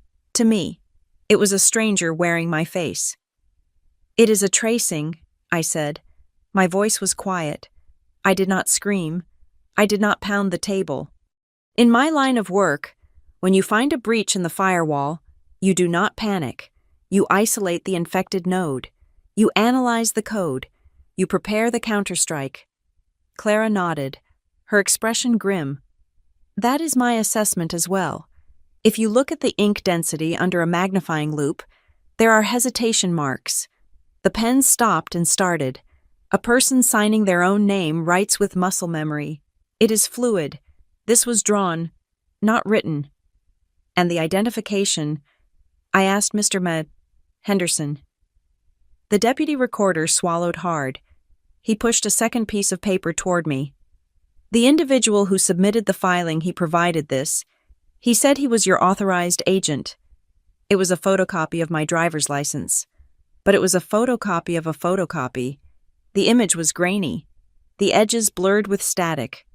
The expiration date was from 2 years ago, an old license I must have left in a drawer at my parents' house. Or perhaps one Evan had scanned years ago for some forgotten family paperwork. "He came in person?" I asked. "Yes," Mr. Henderson said. "This morning, right when we opened. He was very insistent. He said the transfer was urgent due to a family medical emergency. He tried to pay the recording fee in cash." "Did you record it?" I asked. "No," Mr. Henderson said quickly. "Mrs. Benton's contact in the indexing department flagged the notary stamp. It belongs to a Mr. Arthur Miller. Mr. Miller passed away in 2022. The commission number is expired." I looked at the notary seal on the fake deed. It was faint, likely stamped with a dried-out pad that Evan had found in the bottom of a box in the garage. He had forged my signature, stolen a dead man's stamp, and walked into a government building to steal $500,000 property. It was sloppy. It was desperate. But it was also a felony. "Can I have a copy of the intake log?" I asked. Technically, since the document was rejected, Mr. Henderson started to protest. "Mr. Henderson," Clara interrupted, her voice like steel wrapped in velvet. "We are trying to avoid a massive fraud investigation that would require subpoenaing your entire staff to testify about why a dead notary's stamp almost passed through your window. A copy of the log would be very helpful." Mr. Henderson printed the log. I took the papers. I did not feel the heat of anger anymore. I felt the cold clarity of a prosecutor. I was holding the smoking gun. "Do not arrest him yet," Clara said when we walked out into the hallway. I looked at her. "He committed forgery, Clara. He tried to steal my house. If we arrest him now, he will claim it was a misunderstanding," Clara said. "He will say he had your verbal permission and he just messied up the paperwork. He will play the confused brother. He will say he was trying to help the family. Juries can be sympathetic to family squabbles if the intent isn't proven beyond a shadow of a doubt." "The intent was to steal," I said. "We know that. Clara said. But we need to prove that this wasn't just a panic move. We need to prove it was a premeditated, systematic attempt to defraud. We need the full picture. Did you get the digital logs? I am working on it, I said. I drove back to my apartment, my mind racing. The physical evidence was damning. But physical evidence can be explained away by a good liar. Oh, Stella told me to sign it for her because she was busy. It was a lie, but it was a lie that could muddy the waters. I needed the digital footprint. I sat down at my workstation, 3 monitors, a secure server connection, the hum of my own hardware. This was my domain. Evan thought he was playing a game of paper and ink. He didn't realize he had declared war on a data architect. I pulled up the photos I had taken of the rental contracts at the lake house. I zoomed in on the email address Evan had used to communicate with the rental agency. lakelifeevan82gmail.com. It was a new account. I ran a search on it. It had been created 3 weeks ago. I cross-referenced the IP address used to access the Harborlock guest Wi-Fi when Evan visited my office 4 months ago, a rare visit where he came to borrow money for car repairs. His phone had auto-connected. I had the MAC address of his iPhone. I accessed the public logs for the scheduling software used by the contractor who had shown up with the dumpster. The software, billed right, had a public API for checking appointment status. I queried the appointment ID from the contractor's clipboard, user IP 68.144. I ran a traceroute. The IP resolved to a residential broadband provider in the suburbs, specifically, the node that serviced the neighborhood where Evan and Kendra lived, but that wasn't enough. I needed a direct link. I went deeper. I looked at the metadata of the affidavit of consent that Clara had also found in the rejected file, a secondary document Evan had submitted, claiming that the tenants my parents agreed to the transfer. I scanned the document. It looked like a standard form downloaded from a legal template site, but at the very bottom, in tiny print, was a URL footer, downloaded from LegalZoom account user EP Construction, Evan's failed side hustle from 5 years ago. I had the link, but then, my eyes caught something on the affidavit that made my blood run cold. There were 2 other signatures on the page, Gary Powell, Linda Powell. They weren't forgeries. I knew my mother's handwriting the way she looped her L. I knew my father's sharp, jagged G. These were real signatures. My heart hammered against my ribs. Had they been in on it? Had they conspired with him to steal the house back from me? After everything I told them, after the tears in the kitchen, I grabbed my phone and dialed my parents' landline. My hand was shaking. If they were part of this, I was done. I would sell the house, burn the money, and never speak to them again. My mother answered. "Hello?" "Mom," I said.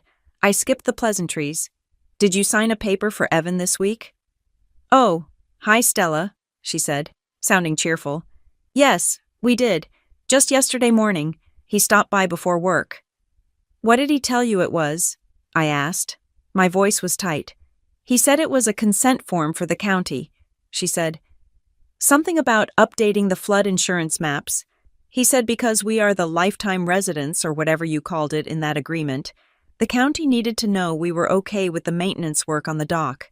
He said it would save us a fine." "The maintenance work?" I repeated. "Yes," she said. "You know how the county is about permits. Evan said he was just handling the administrative headache for us. He is such a good boy for helping with the boring stuff.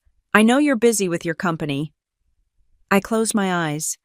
The relief that they weren't betraying me was instantly replaced by a sick fury at how easily they had been played. "Mom," I said, forcing my voice to remain steady. "Listen to me very carefully. That was not a flood insurance form. It was an affidavit consenting to the transfer of the deed. He tricked you into signing away my ownership." There was a silence on the other end, a long, confused silence. "What?" she whispered. "He told you it was for maintenance," I said. "He stapled the signature page to a fake cover sheet. Didn't he? Did you read the actual text, Mom? Or did he just show you where to sign?" "He was in a rush." My mother stammered. "He had the car running. He said, Just sign here. Mom, I don't want you guys getting fined. Gary.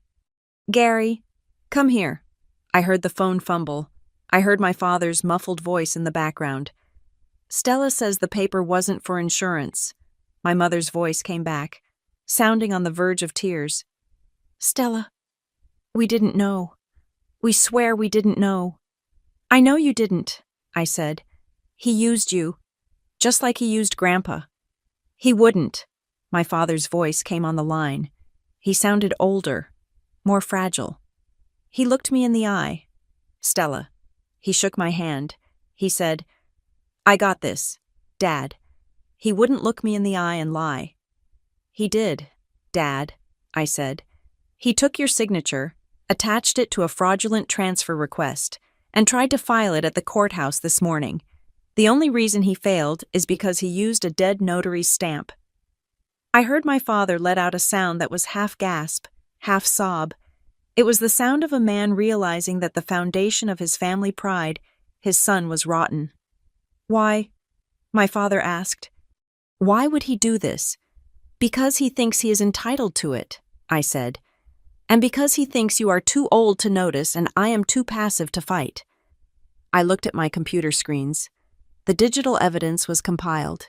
The IP addresses, the timestamps, the account names.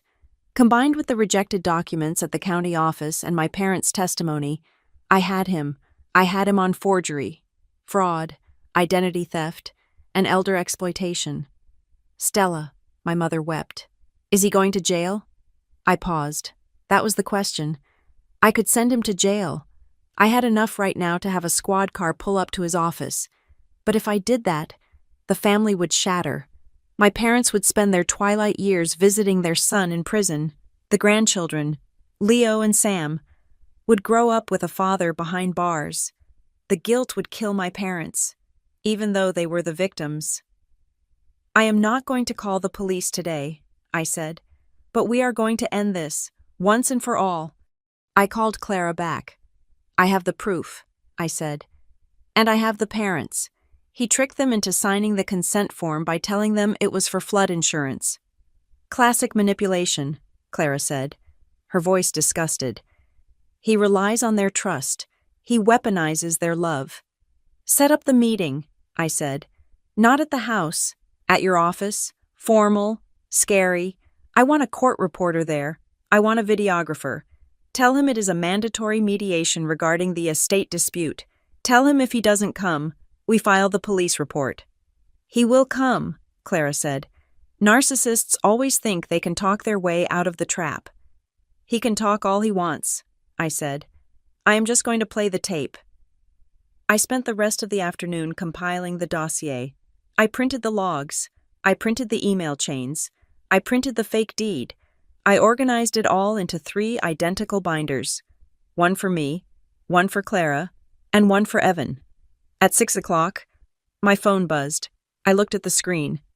It was Evan. He must have known the deed hadn't gone through. The clerk would have called him by now, or he would have checked the online portal and seen the rejection status. He knew he had failed, and he knew that I knew. I opened the message. Evan. You think you are so smart with your lawyers and your rules. Go ahead. Try to pin this on me. But remember one thing, little sister. If you make this official, if you drag my name through the mud, you destroy Mom and Dad, you break this family. If you do this, you will be the one who leaves them with nothing. Is your precious house worth losing your family? I stared at the text. It was the ultimate gaslight. He was holding our parents hostage. He was betting that I loved them too much to hurt him. He was right about one thing. I did love them, but he was wrong about the rest. I wasn't going to lose the family. I was going to excise the tumor that was killing it. I typed a reply, my fingers steady on the glass. Stella. Meeting. Wednesday, 9 a.m., Clara's office. Be there, or the police come to you. I hit send. The silence that followed was heavy, but it wasn't the silence of fear anymore. It was the silence of the hunter waiting for the trap to snap shut. The conference room at Clara Benton's law firm was designed to intimidate. It was a space of mahogany and glass, situated on the 14th floor with a view of the city skyline that reduced the people on the street below to insignificant ants. The air conditioning was set to a temperature that felt clinical, almost preserving. I sat on one side of the long table, flanked by Clara and a silent court reporter whose fingers hovered over her stenography machine like a pianist waiting for the downbeat. My parents sat in the middle. They looked diminished. My father, Gary, usually a man who filled a room with his voice, was staring at his hands. My mother, Linda, looked pale, her eyes darting between me and the door, terrified of the conflict she knew was walking down the hallway. Then the door opened. Evan did not enter like a man who had been caught forging documents. He entered like a man who had been wronged. He wore a suit that was slightly too shiny. His tie knotted with aggressive precision. He held the door open for Kendra, who walked in clutching a large, leather-bound photo album to her chest as if it were a shield. They sat opposite me. The lines were drawn. "We are here," Evan said, breaking the silence before Clara could even open her file. His voice was tight, laced with a tremor of righteous indignation. "But I want it noted that we are here under protest. This entire proceeding is a farce. It is an ambush orchestrated by my sister to humiliate us. This is a mediation session, Mr. Powell," Clara said calmly. "It is an opportunity to clarify the ownership and usage rights of the property at Foxglove Lake before we involve the courts or law enforcement." Kendra slammed the photo album onto the table. The sound echoed like a gunshot. "You want to talk about rights?" Kendra asked, her voice trembling with emotion. "What about their rights?" She flipped the album open and slid it across the mahogany surface toward my parents. "Look at that, Linda," Kendra said, pointing to a glossy 8x10 photograph. "That is Leo's first birthday. On the deck. Look at how happy he is." She flipped the page. "There is Sam learning to swim off the dock. There is the 4th of July barbecue 2 years ago. That house is not just lumber and drywall. Stella, it is their childhood. It is their home. And you are trying to evict them. You are trying to tell 2 little boys that they are not welcome in their own grandfather's house because their aunt is on a power trip." I looked at the photos. I remembered those days. I was the one holding the camera for half of them. I was the one who bought the life jacket Sam was wearing. I felt a pang of genuine sorrow in my chest. I loved those boys. I would step in front of a train for them. But Kendra was using them as human shields. "I am not evicting the children, Kendra," I said, keeping my voice steady, though my heart was hammering. "I never said the boys could not come. I said the house is not yours to renovate, rent out, or sell." "It is the same thing," Kendra cried, tears welling up in her eyes. "If we do not own it, we are just guests. We are just visitors. You are robbing them of their legacy." My mother let out a small sob. "Please, can't we just share?" "Why does it have to be about who owns what?" "Because ownership dictates responsibility, Mom," I said gently, "and it dictates reality." "Reality," Evan scoffed. He leaned forward, planting his elbows on the table. "Let us talk about reality. Stella, the reality is that you lied. You lied for 8 years. You sat at our dinner tables. You ate our food. You let Mom and Dad worry about you, all while you were sitting on a secret pile of cash. You deceived this entire family." "I did not deceive anyone," I said. "I just did not correct your assumptions." "That is a lie by omission," Evan shouted. "You manipulated everyone. You made Dad feel like he was still the patriarch, letting him think he was giving me the house, while you held the deed in your back pocket. You set us up. You waited until I had emotionally committed to the property, until I had made plans, just so you could pull the rug out and look like the big hero.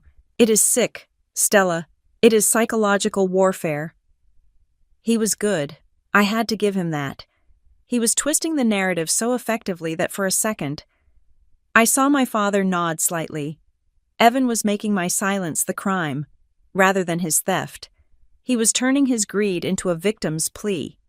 "I hid the truth because I knew this would happen," I said, looking directly at my brother. I knew that if you knew I had money, you would stop seeing me as your sister and start seeing me as a bank. And I was right. Look at you. You are not angry that I saved the house. You are angry that you did not get to cash it out. I poured my soul into that house, Evan roared. We are moving past the emotional arguments. Clara interrupted. Her voice was not loud, but it carried the weight of a judge's gavel. She adjusted her glasses and opened a file folder that was color-coded in red. Mr. Powell contends that he has an ownership interest in the property based on verbal promises and financial contributions, Clara said. Is that correct? Yes, Evan said defiantly. I have paid into that house for years. Sweat equity and real money. Let us examine the real money, Clara said. She pulled out a spreadsheet. It was a forensic accounting of the family fund bank account my father managed. I have here the records of all transfers made from Evan Powell to Gary Powell over the last 8 years, Clara said. As we established previously, the total amount is minimal compared to the operating costs. However, I am more interested in the memo lines on your checks. Clara slid a document across the table.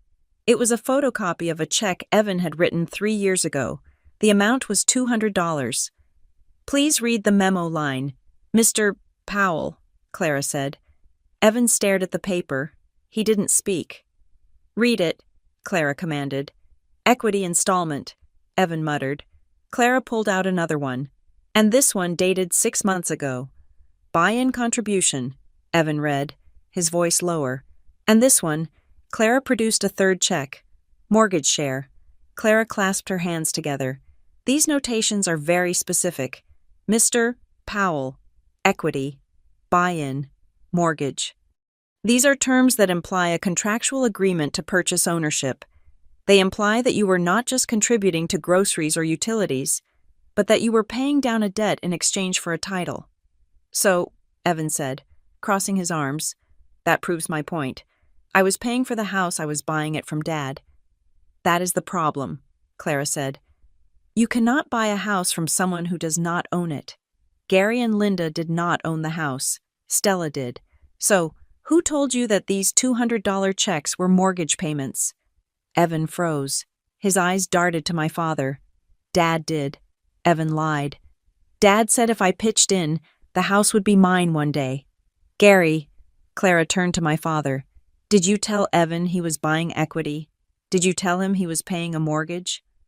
My father looked up, his face gray.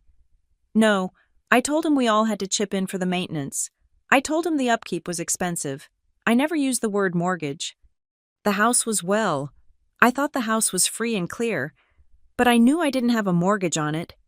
Exactly, Clara said. Gary thought he owned it outright. He would never ask for mortgage payments on a house that had no mortgage. So, Evan, if your father didn't tell you to write equity installment on these checks, who did? The room went silent. The air conditioner hummed. Evan shifted in his seat. It was implied. It was an understanding. No, Clara said sharply. It was a fabrication. You wrote those notes to create a paper trail.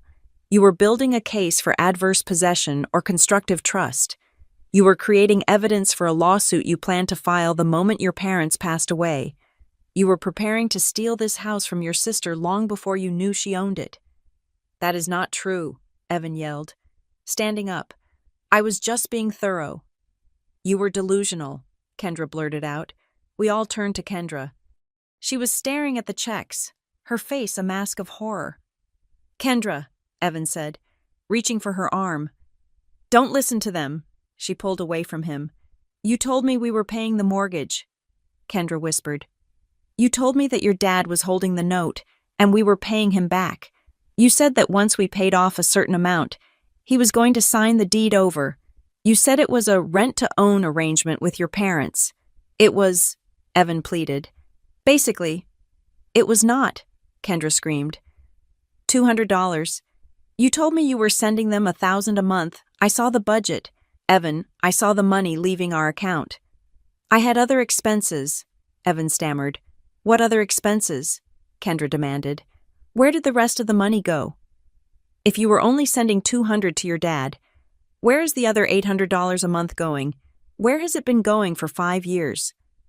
I watched the realization wash over her. Evan hadn't just been lying to me and my parents. He had been skimming from his own family budget. He had been taking money he claimed was for the lake house mortgage and pocketing the difference. He lied to you too, Kendra, I said softly. There was no mortgage. There was no deal. He was taking your money and pretending it was for the house. Evan looked around the room. He was cornered. His parents were looking at him with broken hearts. His wife was looking at him with pure fury. And I was looking at him with nothing but cold, hard pity. So he did what narcissists always do when they are cornered. He attacked. "This is your fault," Evan screamed at me, pointing a shaking finger. "You poison everything. You sit there with your high and mighty attitude, judging me. You don't know what it is like. You don't have a family to support. You don't have pressure. You just have your money and your empty life. I have my integrity," I said, "and I have the deed. You tricked Dad." Evan yelled, turning to our father. "She tricked you. Dad, she made you look like a fool. Are you going to let her do this to me? I am your son." My father stood up. He moved slowly, painfully. He placed his hands on the table and looked at Evan. "She didn't trick me, son," my father said, his voice cracking. "She saved me, and she saved your mother, and looking at you right now, I think she saved the house from you." "Dad," Evan whispered. "Sit down, Evan," Clara said. Her voice was not asking. Evan collapsed back into his chair. He looked deflated, a balloon that had been popped. Clara closed the financial folder. She placed her hands flat on the table. "We have established that there is no validity to the claim of equity," Clara said. "The payments were a fiction created by Evan to deceive his wife and establish a false legal narrative." She paused, looking deeply into Evan's eyes. "But we have one more matter to discuss. A matter that is far more serious than a domestic dispute." Clara reached into her briefcase and pulled out a black binder. It was the one we had prepared yesterday, the one containing the evidence of the forgery at the county clerk's office. "I have scheduled a final meeting for tomorrow afternoon," Clara said. "At the county recorder of deeds office, we are going to review the original title history, we are going to review the deed Stella holds, and we are going to review a document that was submitted for filing yesterday morning." Evan's face went white. He knew exactly what she was talking about. "We will be conducting a side-by-side comparison of signatures," Clara continued, her voice dropping to a dangerous whisper. "And we will be examining the notary seal used on that submission. If there are any irregularities found in that document, I will be legally obligated to hand the entire file over to the district attorney for prosecution." "Prosecution?" my mother gasped. "For what?" "For fraud, Mrs. Powell," Clara said. "And for forgery." Evan didn't speak. He couldn't. He was staring at the black binder as if it were a bomb ticking down to 0. "Tomorrow," Clara said. 10 o'clock. If you do not show up, Evan, the file goes to the police immediately. If you do show up, we can discuss whether there is any path forward that does not involve handcuffs." She stood up. "Meeting adjourned." I stood up and gathered my things. I didn't look at Evan. I walked past him, and I could smell the fear radiating off him. It smelled like sweat and cheap cologne. Kendra was still sitting there, staring at the wall, the photo album of her children forgotten on the table. My parents were holding on to each other, looking like they had just survived a shipwreck, only to find themselves on a deserted island. I walked out of the room, leaving the wreckage behind me. The trap was set. The bait was taken. Tomorrow, the steel jaws would snap shut. The drive to Foxglove Lake House on Wednesday afternoon felt less like a commute and more like a funeral procession. The sky was a bruised shade of purple, threatening a storm that hadn't quite broken yet. I arrived first, unlocking the door and disabling the security system, a system I had upgraded remotely the night before to ensure no codes worked except my own. Clara Benton arrived next. She carried a different briefcase this time, a slim, hard-shell case that looked military-grade. She set up a digital recorder in the center of the dining table, checking the levels with the precision of a sound engineer. Remember, Stella, Clara said, her voice low, we are not here to scream. We are here to let him hang himself with his own rope. The goal is to get him to admit to the commercial intent and the financial deception on the record. Once we have that, the forgery charge becomes the nail in the coffin. I know, I said. I'm not going to lose my temper. I am just going to turn on the lights. When Evan, Kendra, and my parents arrived, the atmosphere was toxic. My parents looked like they hadn't slept in 3 days. My father's eyes were sunken, and my mother walked with a fragility I had never seen before. Evan and Kendra, however, walked in with a brittle, defensive energy. They were cornered animals, dangerous and unpredictable. We sat at the same table where, just days ago, they had tried to strip me of my property. Now, the power dynamic had shifted tectonically. This is ridiculous, Evan started immediately, throwing his keys on the sideboard. Drag us all the way out here for another lecture. Can't we just settle this over email? Please sit down, Mr. Powell, Clara said. She pressed the record button on the device. A small red light blinked into existence. This meeting is being recorded for legal purposes. Anything said here can be used in future litigation or arbitration. Evan sat, glaring at the red light. We are here, I began, my voice steady, because before we go to the county office tomorrow to discuss the irregularities with the deed filing, I wanted to address the practical reality of this house. There seems to be a fundamental misunderstanding about what this property is for. It is a family home, my father said softly. It has always been a family home. Exactly, I said. And to keep it a family home, I included specific clauses in the use agreement regarding commercialization. Evan, on Sunday, you claimed you wanted to rent the house out to cover costs. You called it smart business. Evan crossed his arms. So what? Everyone does it. Airbnbs are everywhere in Hollow Pine. You are leaving money on the table. I am protecting the zoning and the insurance liability, I said. But more importantly, I am protecting the peace. I told you explicitly no rentals. You don't understand the market, Evan snapped. You have to monetize assets like this. It is the only way to keep them afloat. Is that why you prepared the contracts? I asked. I slid a piece of paper across the table. It wasn't the photo I had taken of his binder.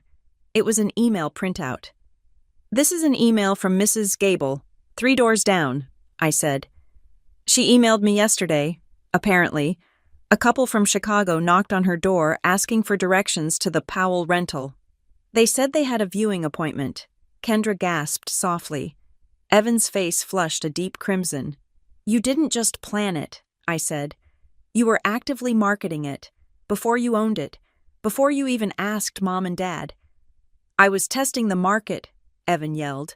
I needed to see if the numbers worked, and they did. We could make $60,000 a summer. Stella, do you know what that money could do for us? For the boys? So it was about the money, Clara interjected smoothly.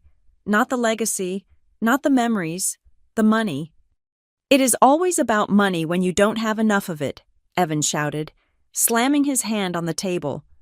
You don't get it. Stella, you sit on your high horse with your tech company. Millions. We are drowning. We have credit card debt. We have 2 tuitions. We have a mortgage on our own house that is underwater. I needed this house to work for me.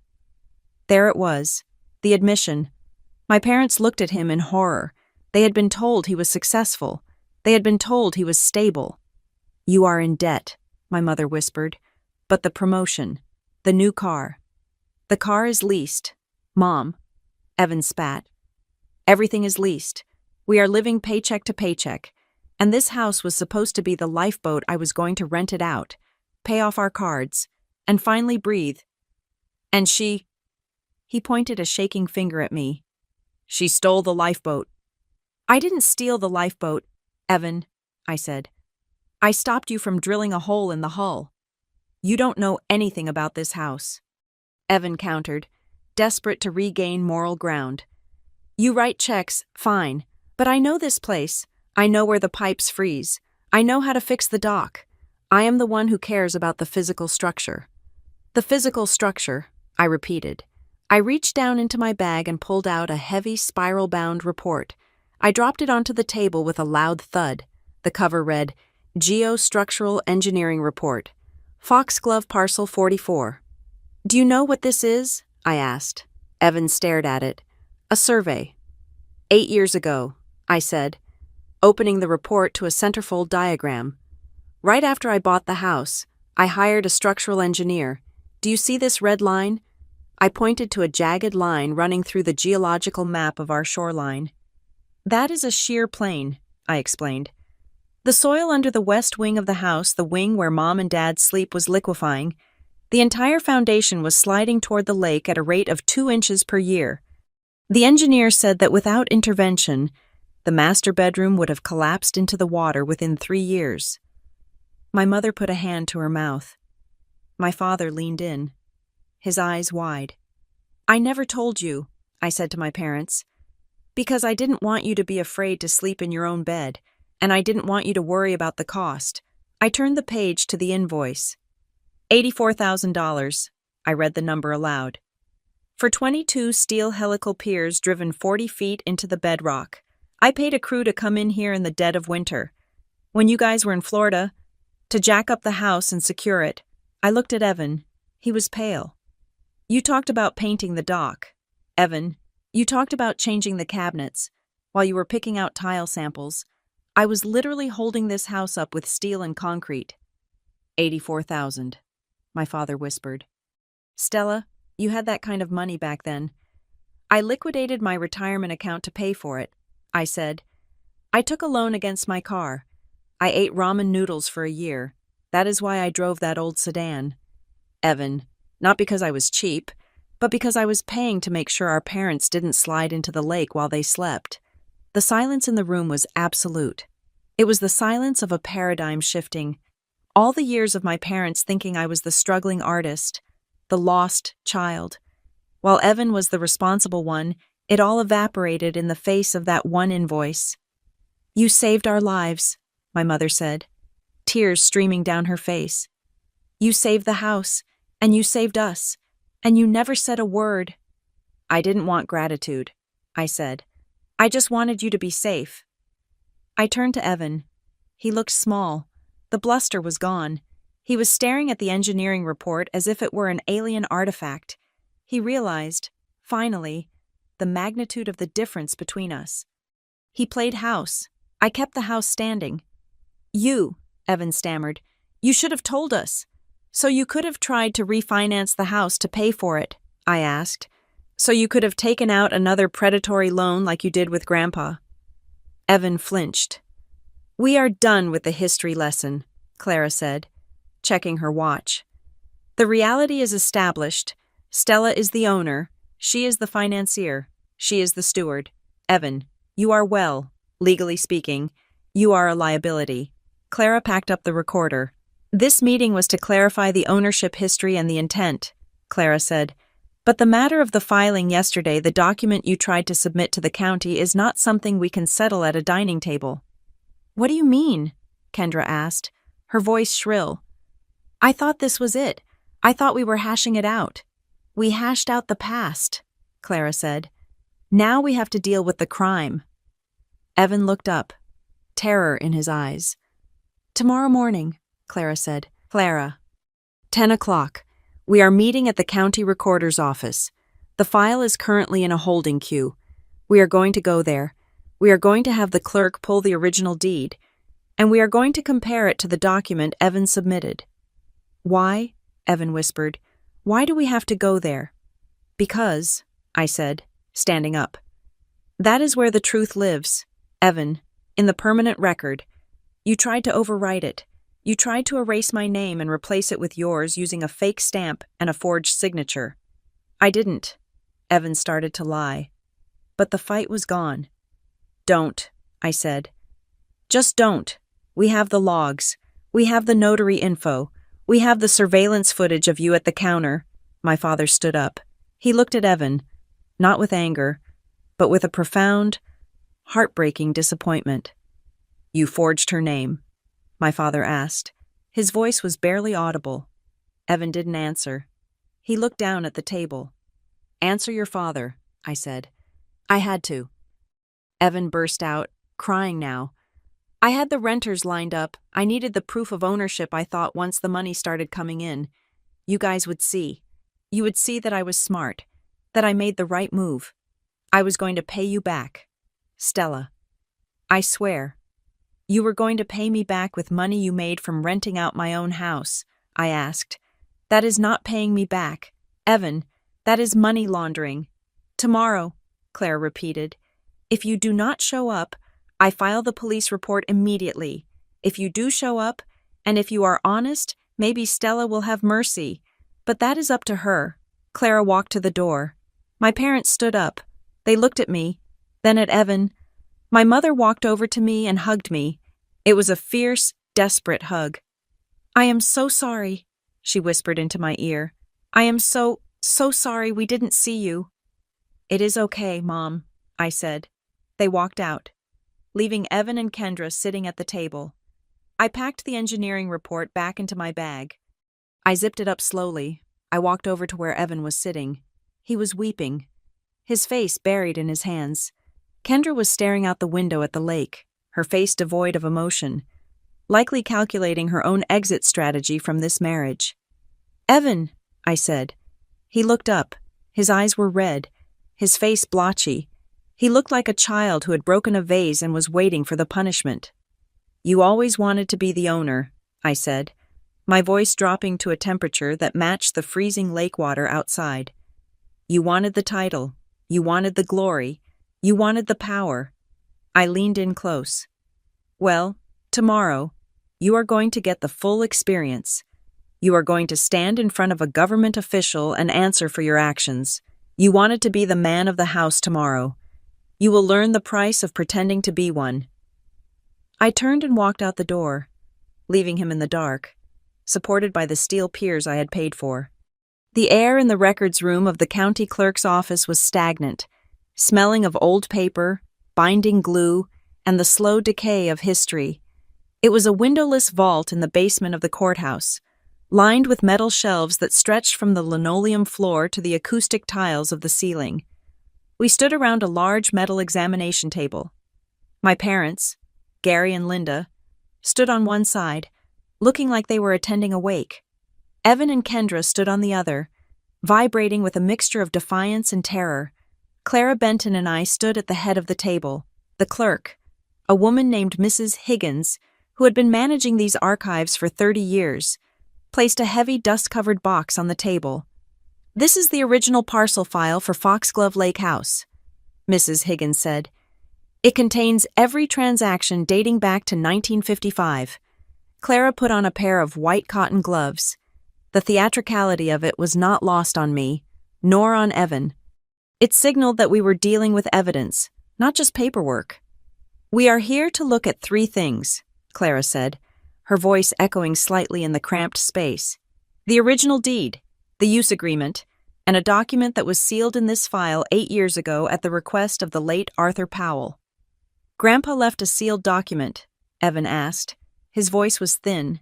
He was sweating, despite the air conditioning being set to 68 degrees. He did, Clara said. She reached into the box and pulled out a yellowed envelope. She carefully slit the top open. She pulled out a single sheet of handwritten stationery. I recognized the letterhead immediately. It was from the notepad Grandpa kept by his phone. This is a notarized letter of intent, Clara explained. It was recorded simultaneously with the sale to Wren Hollow Holdings. Would you like to read it, Gary? Or shall I? My father looked at the paper as if it might burn him. You read it, Clara. Clara adjusted her glasses.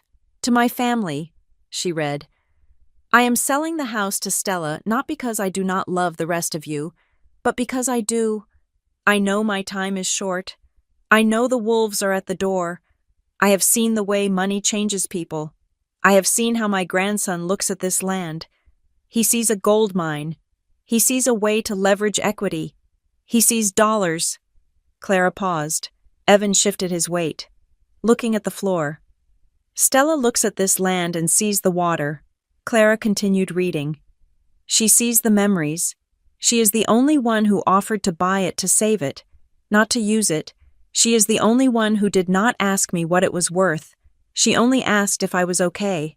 I am entrusting her with this burden so that the house does not become a weapon. She is the guardian. The rest of you are the guests. Please, for the sake of my memory, do not fight her on this." My mother let out a sharp, choked sob. She covered her mouth with her hand. "He knew," she whispered. "He knew all along. He knew because I told him," I said softly. "I told him I would pay off the debt Evan created. I told him I would fix the foundation, and I promised him I would never sell it." "That is touching," Evan sneered, though his bravado was cracking. "So Grandpa liked you better. That does not change the law." "Actually," Clara said, "it shaped the law, or at least, it shaped the contract." Clara reached back into the box and pulled out the original lifetime use agreement that I had signed 8 years ago. This was not the simplified copy I had shown them at the table. This was the full legal filing. "Please turn your attention to Addendum C," Clara said. "The forfeiture clause." "I have never seen this," Evan said. "Because you never bothered to look up the public record," Clara said. "You just assumed you knew what it said. The clause states that the lifetime usage rights granted to the Powell family are contingent upon, and I quote, "good faith conduct regarding the preservation of the property." Clara looked up, her eyes locking onto Evan. It continues, "If any family member attempts to encumber the property with debt, sublet the property for commercial gain without written consent, or falsify documents regarding the ownership of said property, their rights of access are immediately and permanently revoked. Their status reverts from family user to restricted guest, meaning they are barred from the premises unless physically accompanied by the owner." The silence that followed was absolute. "You built a trap," Kendra whispered. She looked at me with wide, horrified eyes. "You knew he would try something." "I hoped he wouldn't," I said. "But Grandpa and I knew he might. We knew Evan felt entitled. We knew that entitlement makes people do dangerous things." "This is just a piece of paper," Evan shouted. "You can't ban me from my childhood home because of some fine print." "I can ban you for forgery," Clara said. She opened the slim black binder she had brought with her. "Yesterday morning," Clara said. "You submitted a quitclaim deed to the clerk upstairs. We have discussed the fake signature. We have discussed the dead notary, but there was one detail you missed. Evan, one detail that proves beyond a shadow of a doubt that you are the one who created that document." Clara pointed to a string of alphanumeric characters at the bottom of the forged deed. "The parcel identification number," Clara said. "You used the code 0455992B. "So," Evan said, "that is the parcel number." "It was," Clara said, "until 8 years ago, when Stella bought the property and transferred it to the LLC, the county rezoned the shoreline. The parcel number changed to 0455992C. The only place the old B code still exists is on the original loan documents from the home equity line of credit that your grandfather took out, the documents you helped him sign, the documents you had access to when you were stealing his equity." Evan's face went slack. He had copied the number from the old papers he had kept, thinking he was being thorough. Instead, he had left a fingerprint that dated back to his original crime. "You used the old code," my father said. His voice was flat, devoid of emotion, "because you were working off the papers from when you took the money." "Dad, Evan started. "Don't," my father said. He held up a hand. "Just don't speak." Kendra stepped away from Evan. She took a distinct, deliberate step to the left, putting 2 feet of distance between them. "I didn't know," Kendra said to me. Her voice was shaking. "Stella, I swear to God, I thought the money was legitimate. I thought the deed was real. He told me he handled it. He told me you agreed to it. You signed the rental contracts." "Kendra," I said. "Because he told me we owned it," she cried. "He told me you were okay with it as long as we gave you a cut. He lied to me too." She turned to Evan, her face twisting into a mask of pure fury. "You used my kids. You put my children in the middle of a fraud investigation. Are you insane?" I did it for us, Evan pleaded, reaching for her. I did it so we could have money, so we could stop drowning. You are drowning, Kendra said coldly. We are leaving. Kendra, Evan yelled. Mr. Powell, Clara interrupted. We have a decision to make. Right now, in this room. Clara placed the evidence file on the table. I have enough here to have you arrested for felony forgery, wire fraud, and identity theft. The sentence, given the value of the property, would be significant. Minimum 3 years, likely 5. My mother let out a low moan. She grabbed my father's arm to steady herself. However, Clara continued, looking at me, the client has instructed me to offer an alternative. Evan looked at me. His eyes were red, rimmed with exhaustion and fear. He looked like a man who had been running a race for years and had finally hit the wall. I do not want to send you to prison, Evan, I said. Not because you don't deserve it, you do, but because I will not force Mom and Dad to spend their retirement visiting you through a glass wall. I will not make Leo and Sam grow up with a father who is a felon. So, Evan swallowed hard. So you are letting it go? No, I said. I am enforcing the clause. I pointed to the use agreement. From this moment forward, you are banned from Foxglove Lake House. You do not have a key. You do not have the gate code. You are not allowed on the property. If you set foot on the driveway without me present, I will call the sheriff and I will press charges for trespassing. And I will hand over this entire file to the district attorney. Evan opened his mouth to protest, but I cut him off. Furthermore, I said, you will repay every cent of the deposit money you took from those renters. If you spent it, you will sell your car. You will sell your watch. I don't care. You will fix it. Today. And Mom and Dad? Evan asked, his voice trembling. Mom and Dad retain their lifetime rights, I said, because they didn't try to steal from me. They were victims of your manipulation. They can come whenever they want. But you are done. My father looked at Evan. He looked at the man he had raised, the man he had pinned all his hopes on, and he shook his head. You broke my heart, son. My father whispered, you didn't just break the law. You broke us. Evan looked down. He realized, finally, that he had lost something far more valuable than a lake house. He had lost his audience. He had lost the people who believed his lies. Sign the acknowledgement, Clara said, pushing a paper toward him. It states that you admit to the attempted forgery and accept the ban in exchange for non-prosecution. If you ever violate this agreement, the deal is void, and we proceed to trial. Evan picked up the pen. His hand shook so badly he could barely hold it. He signed his name. It was the only honest signature he had written in weeks. One more thing, I said. I waited until he looked at me. I know you think I am hoarding money, I said. I know you think I'm stingy. But the reason I have money is because I don't spend it on appearances. I pulled a final document from my bag. This is a trust document, I said. I established it 5 years ago. It is a maintenance fund for the lake house. It currently has $75,000 in it. Evan's eyes widened. It is designated for the future upkeep of the property. I said, roof, tax hikes, emergency repairs. It was always there. It was always going to be there to support the family. But I locked it.